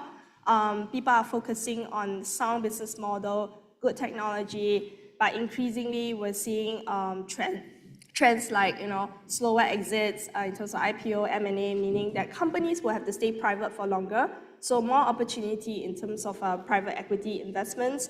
Other things that we are also seeing is more insiders actually coming in to help bridge the company to their next milestone before they go to the external market. So quite important to have deep pocket shareholders there for the startups. And I think last thing is like the terms and valuation we're seeing, also some moderation there in terms of expectation by the founders. But all in, there's still a lot of dry powder that we're talking about in the space. It's all about finding the right fit in terms of the technology, the company, the valuation, the terms. Great, thanks. And turning to you, Jamie, I mean, you're focused on ESG more broadly, but within the E component of that, what trends are you seeing from the corporates in terms of decarbonization action and reporting, and how is that impacting investor appetite? Yeah, thanks, John. I think is actually just coming back. I think we need to take a step back. I mean, if we break down the carbon output, I think steel and cement is 5.5 billion carbon CO2, and I think direct mining is just about 500 million. So it just kind of puts it into context as to what the issues are. But if you look at the big trends, look, governments are still pushing for the decarbonisation. So that's the first thing. The second thing is governments and others are pushing for responsibility. And I think if you look at one of the big trends we've seen, we just saw the previous presentation from Magnetite and Tim Dobson. I mean, that's huge, and it's happening in front of our eyes today. This has a huge impact in terms of not only the capex with regards to the steel industry and the mining industry to reposition the sector for certain DI product, but also the huge capex that's going to go into changing the blast furnaces. So I think that's a huge element that kind of affects one of the largest part of the mining quantum. But E is not just carbon. E is many other things. And I mean, we can look at the internal power of mining companies as we get new hydro coming in or other means of sustainability going forward. Some smaller things, but really important, is to increase monitoring of electricity and how mines are using that electricity to go forward. We've got equipment providers such as Komatsu doing joint ventures to come up with zero-emission trucks. Biodiversity action plans are happening after TNFD was announced last year. Biodiversity action plans are happening across all producers at the moment and beyond that. There's now an encouragement by ICMM and others, I think came out earlier this year with a nature positive approach. A really important part, I think, of trying to change the transformation and the perception of this sector.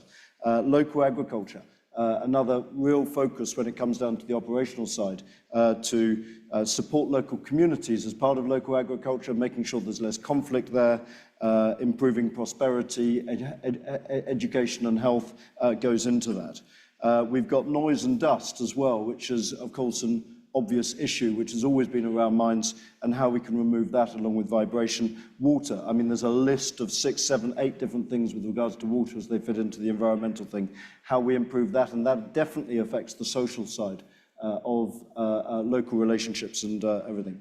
So the new mines of the future are incorporating all of this as part of that E. It affects very much the social side, so very much the interoperability between those two.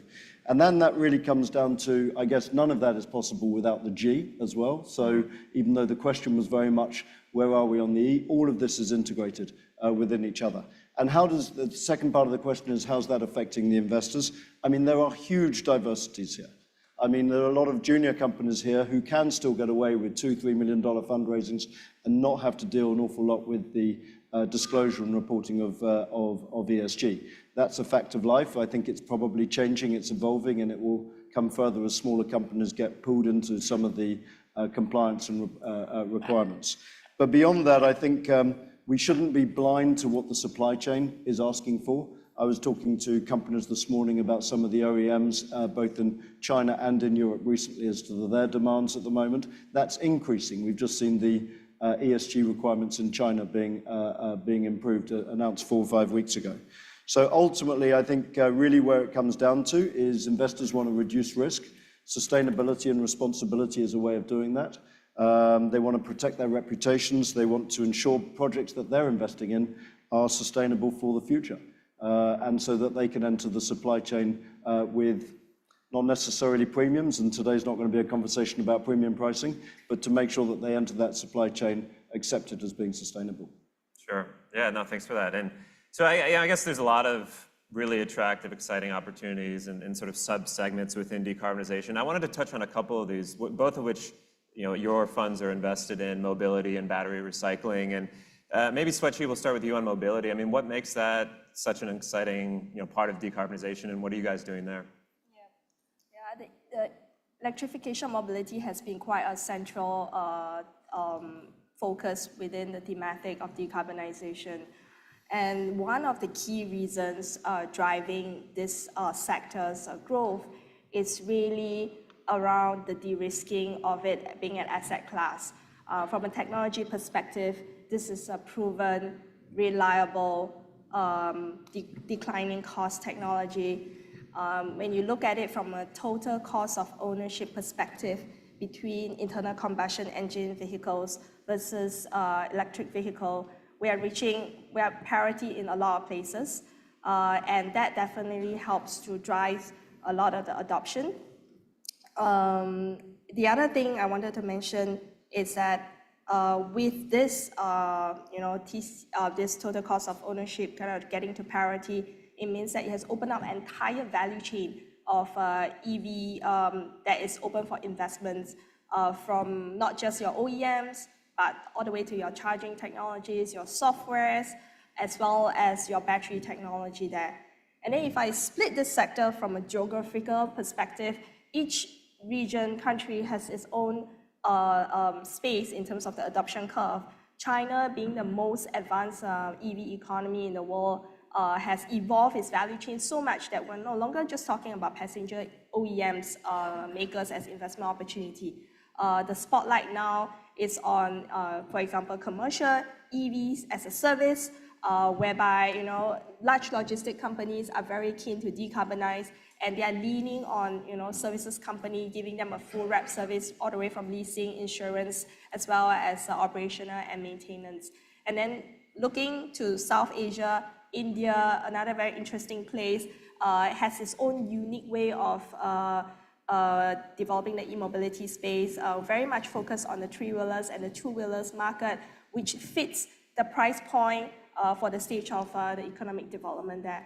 And I can't help it being very geeky about the battery technology, is that battery technology is going to drive continuous cost down for the EVs. It is a key pillar for that. And when I look at the technology development in battery, there are lots of them. But what is immediate is really in this particular space for the anodes of the battery. I'm very, very excited about this technology in the silicon carbon anode space, whereby it can increase energy density of batteries significantly, increase the driving range significantly, increase the charging rate significantly, and hence driving adoption. So companies like Group 14, based in Seattle, is one example where it can drive the energy density up by 30–50%, drive down the cost significantly. And what's important for battery gigafactory manufacturers, if anyone of you out there, is that it can actually increase your capacity of a gigafactory by 30–50% effectively without having to put in new capital investments. Excellent. And yeah, Andrew, how about on your side in terms of the batteries recycling? Yeah, no, I think for us, right, that thesis has sort of evolved as we created a new fund. And so originally we were focused more on the battery chemistry side of things, but we ended up not deciding to invest there, and we invested in charging infrastructure. But I think now with the trend of electrification, that's what she mentioned. We're at a point that you're sort of at this critical mass of potential batteries that can be recycled. So that just increases the market size, makes it a lot more attractive for investors, for starters to come in and solve this problem there. And then secondly as well, I think from that technology side of things, right, the technology that's being used right now in battery recycling, it really revolves around just two things, which is pyrometallurgy or hydrometallurgy. It's either you're burning it up or either you're running through a chemical bath. So I think there's a lot of room for innovation there, besides things like direct battery recycling, which we think is still a bit further down the road. I think improving the current status quo is I think the way to go here. And then also thirdly, I think from that access to minerals point of view as well, right? A lot of talk about where do we get these minerals? How much of these minerals are, right? And we saw the spikes of lithium, nickel, cobalt over the past few years. So how do you get like a stable supply of that? I think battery recycling helps address that problem as well. And I think finally, from geopolitics point of view, right? I mean, the world is sort of splitting into two now. So your battery recycling plants in China no longer maybe can't be relied on 100%. So people will be building these new battery plants around the world, whether it's the States, wherever it is. And actually, quite a bit of the scrap that comes from that source for EV recycling is actually coming from the point of manufacture. So with all these new battery plants coming up, there's going to be a lot more sources of battery scrap to use for recycling. So I think this, all these factors really led us to believe that battery recycling is the way to go, and not to mention the favorable regulatory environment that's being put up in the EU and in the US as well, right? So so we did end up making an investment in a company here called Green Lion. So they do exactly that, which is help improve that process in terms of the hydrometallurgy process there that cuts out a few steps and you get right to the that cathode active material that people are looking for. So no, I think there's a lot more room for improvement, and that's one of the reasons why we're investing in that space. Excellent, thanks. And I wanted to touch on also, obviously this being a predominantly APAC-focused conference, the differences between APAC and other regions. Obviously, APAC historically has been seen as a laggard in decarbonization and ESG relative to what's happening in other regions, but I think if you look at where the lowest hanging fruit is and where the greatest opportunities for improvement are, I really believe it's in Asia Pacific. So Jamie, I mean, from your side, what are you seeing in terms of the companies, their attitudes towards ESG disclosures in APAC versus the rest of the world? Yeah, I mean, I think if you look at the flow of funds, I mean, I think in Australia, 46% of all funds under management are now sustainable in one shape, form or another. I think the fastest asset class in China is ESG funds at the moment, from what I last read. So, follow the money, as they say. So I think, to some extent there's been a bit of catch-up, but I think is now kind of getting closer to that, not maybe parity with Europe, but certainly moving in that direction. The impact, I think, has got to be seen on both sides. It's a kind of risk mitigator from some angles with regards to portfolios, operations, and reputation. But at the same time, it's a value enhancer. And I think, the sector we've got to respect, that the mining sector generally is regarded as the least trusted, most low valuation and high cost of capital sector against most of its peer sectors. So on that basis, how can we drive confidence, trust, and execution through that and through the means of doing that, and therefore being able to feed the decarbonisation story and obviously the electric revolution that we're seeing. So from that perspective, I think there are some really great opportunities. How can we mitigate risk for portfolio managers? How can we improve the time to go through due diligence processes? How can we be better prepared? How can we prepare these assets for the future so that they enter the supply chain in a more effective way, which meets the requirements of the supply chain? So yeah, I mean, follow the money is what I would say. It's a good theme, yeah. To touch on that, we were going to run through the APAC investment opportunity versus the rest of the world, but I think we're running out of time here. So you guys will have to grab Swetchy and Andrew to discuss that for a coffee later. But I want to thank our panelists for their time here and their views. A lot of interesting points and themes that they've made, and thanks everyone for listening. Thank you very much. Thanks very much, John. That is a really interesting conversation, and if you want to let people know about it, I've actually just, this sounds surreal, I've got a group of younger people in my family who are all into investing at the moment. I've said, you guys need to follow this and listen to the conversations that we're having, because they really will guide, especially the next generation of investors in where they want to go. So let people know that they can watch this conference online afterwards and really dive into those things that we're saying. But for us, it's being able to go out there, it's being able to talk, and it's being able to interact, which will really make a difference for us. But this last one, we won't have the opportunity to talk to her. She is a ridiculously busy human being. Nevertheless, she's put together a piece for us. This is a conversation between Christy Button and Ashley Zumwalt-Forbes. Now, she's the Director of Batteries and Critical Minerals for the US Department of Energy. It's a really interesting conversation, and I trust that you get a lot out of it. When this finishes playing, then I'd like to invite you all outside to enjoy some lunch with us, and when you hear the bell ring, that is the time to race back in here for our next lot of investment opportunities. Thank you, everyone.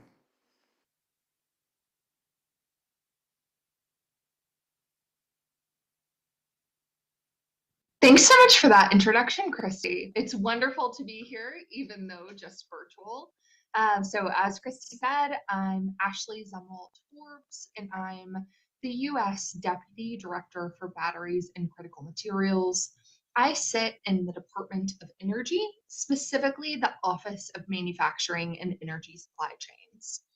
So for those of you who might not be familiar with the U.S. government or familiar with that variety of acronyms and words I just threw at you, MESC, so Manufacturing and Office of Energy Supply Chains, was set up a little bit over 2 years ago to deploy bipartisan infrastructure law and Inflation Reduction Act, so Bill and IRA capital.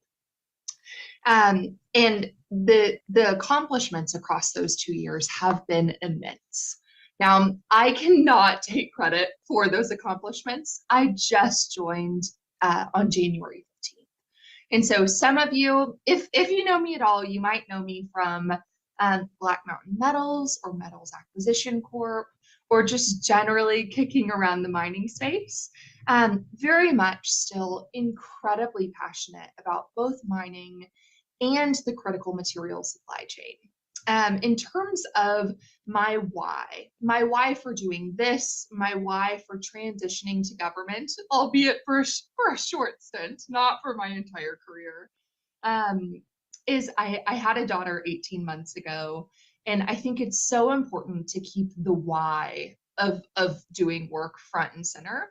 And for me, I want to ensure that I'm leaving the world a better place for her than what I inherited. So on behalf of the Deputy Director for Batteries and Critical Materials and of Lola's mom, I truly appreciate the work that all of you are doing to actualize these supply chains and really throw your shoulder into the effort of realizing this enormous goal.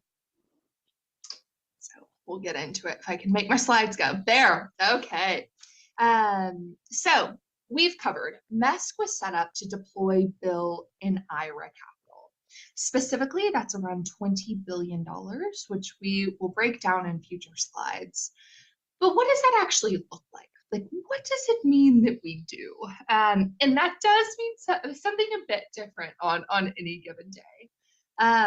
But the overall goals of MESC are to, 1, eliminate vulnerabilities in the US clean energy supply chains.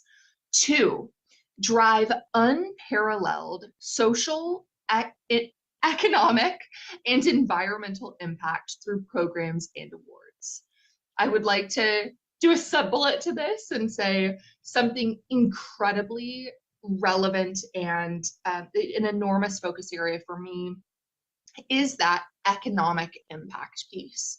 I'm extremely focused on ensuring that the investments we're making are long-term cost competitive and are able to get built, stay in business, be excellent contributors to our supply chain, and continue employing folks long past when we have made the investment.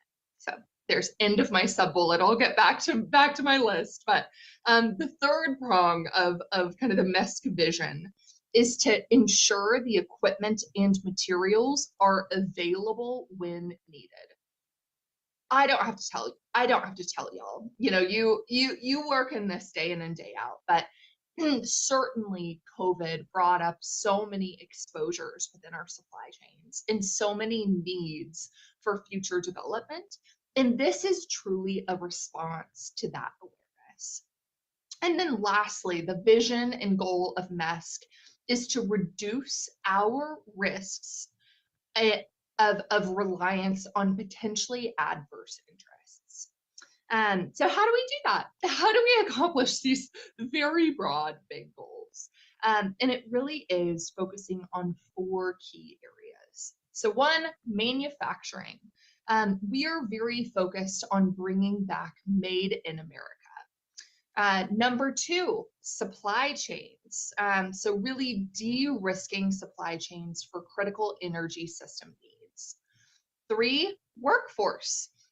Again, not telling you guys anything you don't know, but just because we're able to build out the supply chain, raise the money, you know, do this enormous task, it doesn't mean we're actually going to have people who have the training and the desire to work in these facilities. And so there's a tremendous amount of work around skilling up the appropriate number of folks to work in these supply chains and really drive the ball down the field.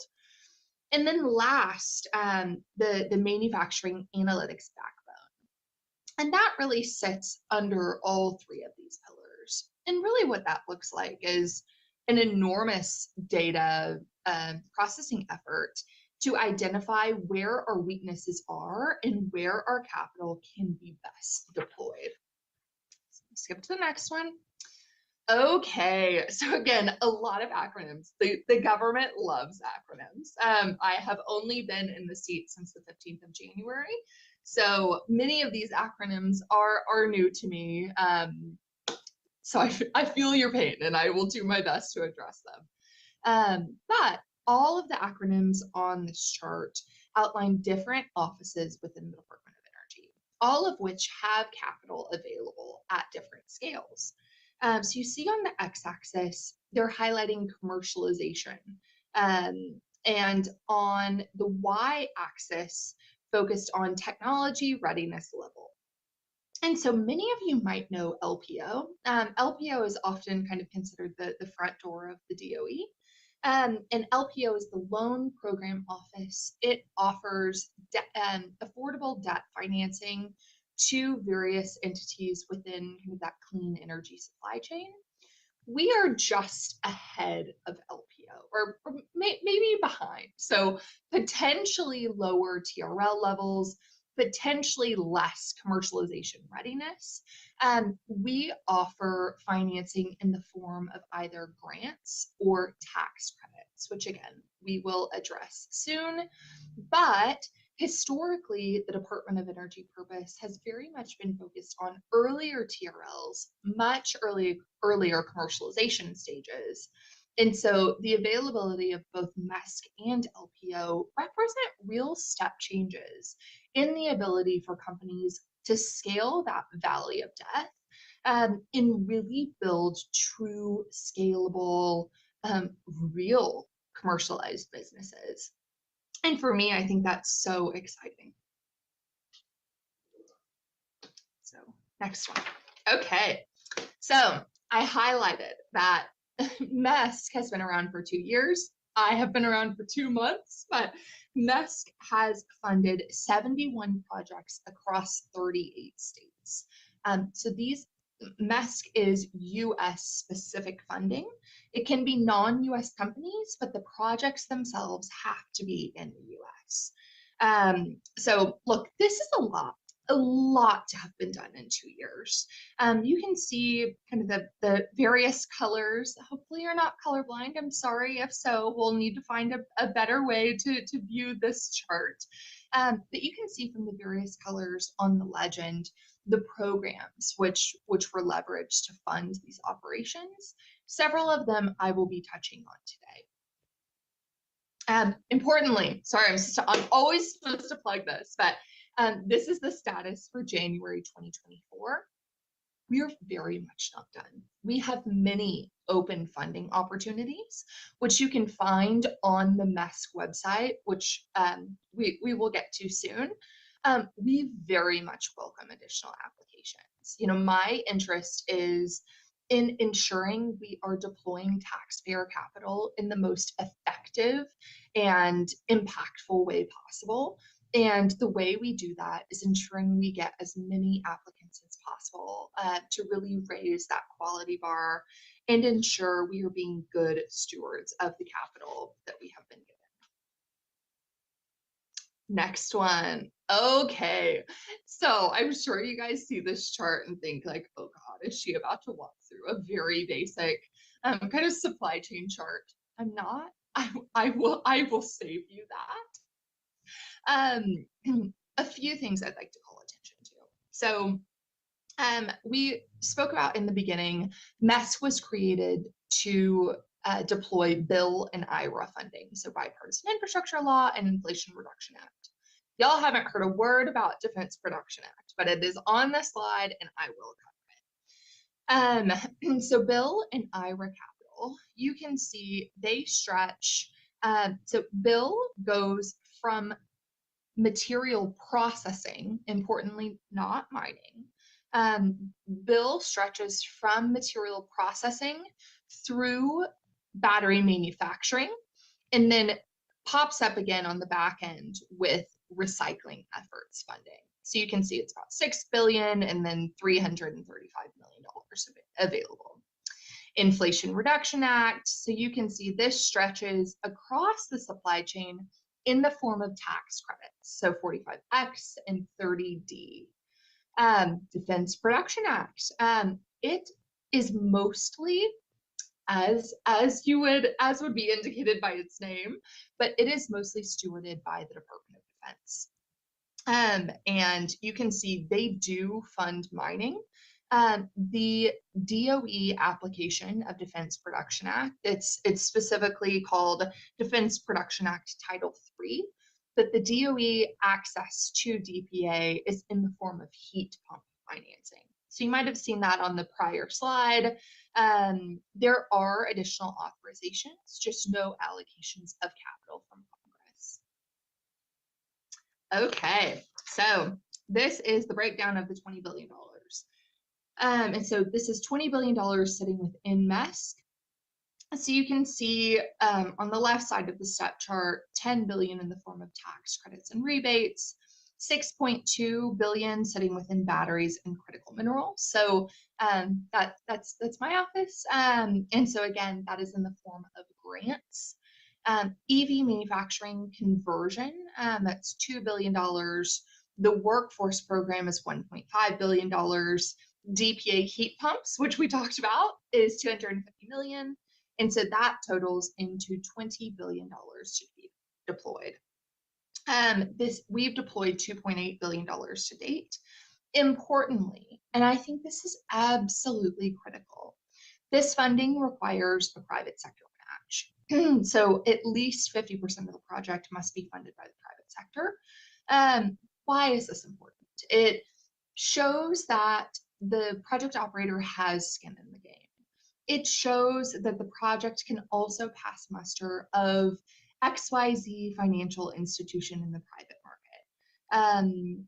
And additionally, it stimulates more activity in the economy. So one item to cover on this slide is how to apply for this funding. So we deployed $1.9 billion within the battery and critical materials supply chain late last year. We're currently in round 2 of that initiative. So here's how it works. We being the DOE, publish an FOA, Funding Opportunity Announcement, we call it a FOA, on the MESC website, which you'll get a link to shortly. Within that FOA, there are delineated areas of interest, so AOIs, which folks can submit applications to. I always like to highlight these AOIs are all the way across the supply chain. So we're not just focused on one area, but rather the entire thing. Like, we want to build out an entire supply chain in the US. So I'd like to just read to you what these AOIs are so that you can get a flavor of what we're looking for. And importantly, these AOIs came out of that data analytics backbone that we talked about on the first slide. And so this is really where we see the greatest needs for investment in that US supply chain. So 1 is lithium separation, 2 is recovery of battery critical minerals, 3 is battery material precursor processing, 4, battery cathode and anode manufacturing, 5, electrolyte salts and solvents, 6, cell manufacturing for small and specialized markets, 7, non-lithium based battery cell and system production, 8, other battery cell and system component manufacturing. So again, all the way across the supply chain. So on this one, I just said that we deployed $1.9 billion late last year. And then at the top of the slide, I say over $5.8 billion in public-private investment has been stimulated. How did we get there? So I referenced that there has to be a private capital match of at least 50%. In many cases, there's a much larger private capital match. And so this 5.8 billion is what has been stimulated through this grant program of both public plus private capital. So these are the 15 current portfolio companies. It again ranges cathode investments, anode investments, precursors, recycling, and mineral processing. Here's an example of one of our companies. It's a group called Mexichem. They are building a lithium hexafluorophosphate plant in Louisiana, and it is a first of its kind in the US. So it was a $100 million US government investment, over $300 million private sector match, 80 jobs created, 260,000 EVs enabled, and will produce 10,000 metric tons per year. So there are a tremendous amount of funding opportunities available. Please go to the MESC website and look at these opportunities. On one of the coming slides, there's a thing that you can take a picture of and it'll take you there. Or if you Google DOE MESC, it will take you there. Go to my LinkedIn, you'll find it there. Like, there are options for getting to this website. And there is money that you can apply for, so please do. I would love everyone's participation. This says comments were due March 4th. That is not true. We have extended that deadline and would absolutely love your comments. And so what is this? This is how to connect federal funding with private capital. So if you have thoughts on how best to match grantees with private capital, what you're looking for, what the needs are, really what instruments you think are missing in the market, please share it at this QR code. Okay, so I said MESC has been in existence for 2 years. Here's what we've done to date. So we have catalyzed over $7 billion of private sector investment. We've created over 8,000 jobs. 34% of those investments are in energy justice communities. We've trained over 500 students annually, and we've enabled 10 million EVs annually. This story is very much not done. In fact, we are only getting started. We would love to partner with you on accomplishments to come. So together, we can develop a domestic battery manufacturing industry that competes globally and wins. Thank you so much. Go and enjoy some lunch, have some strong conversations with people, and you hear the bell ring, that's your indication to come back in. We'll have about 25 minutes for lunch, but it's up to you how you spend your time here today. Thank you.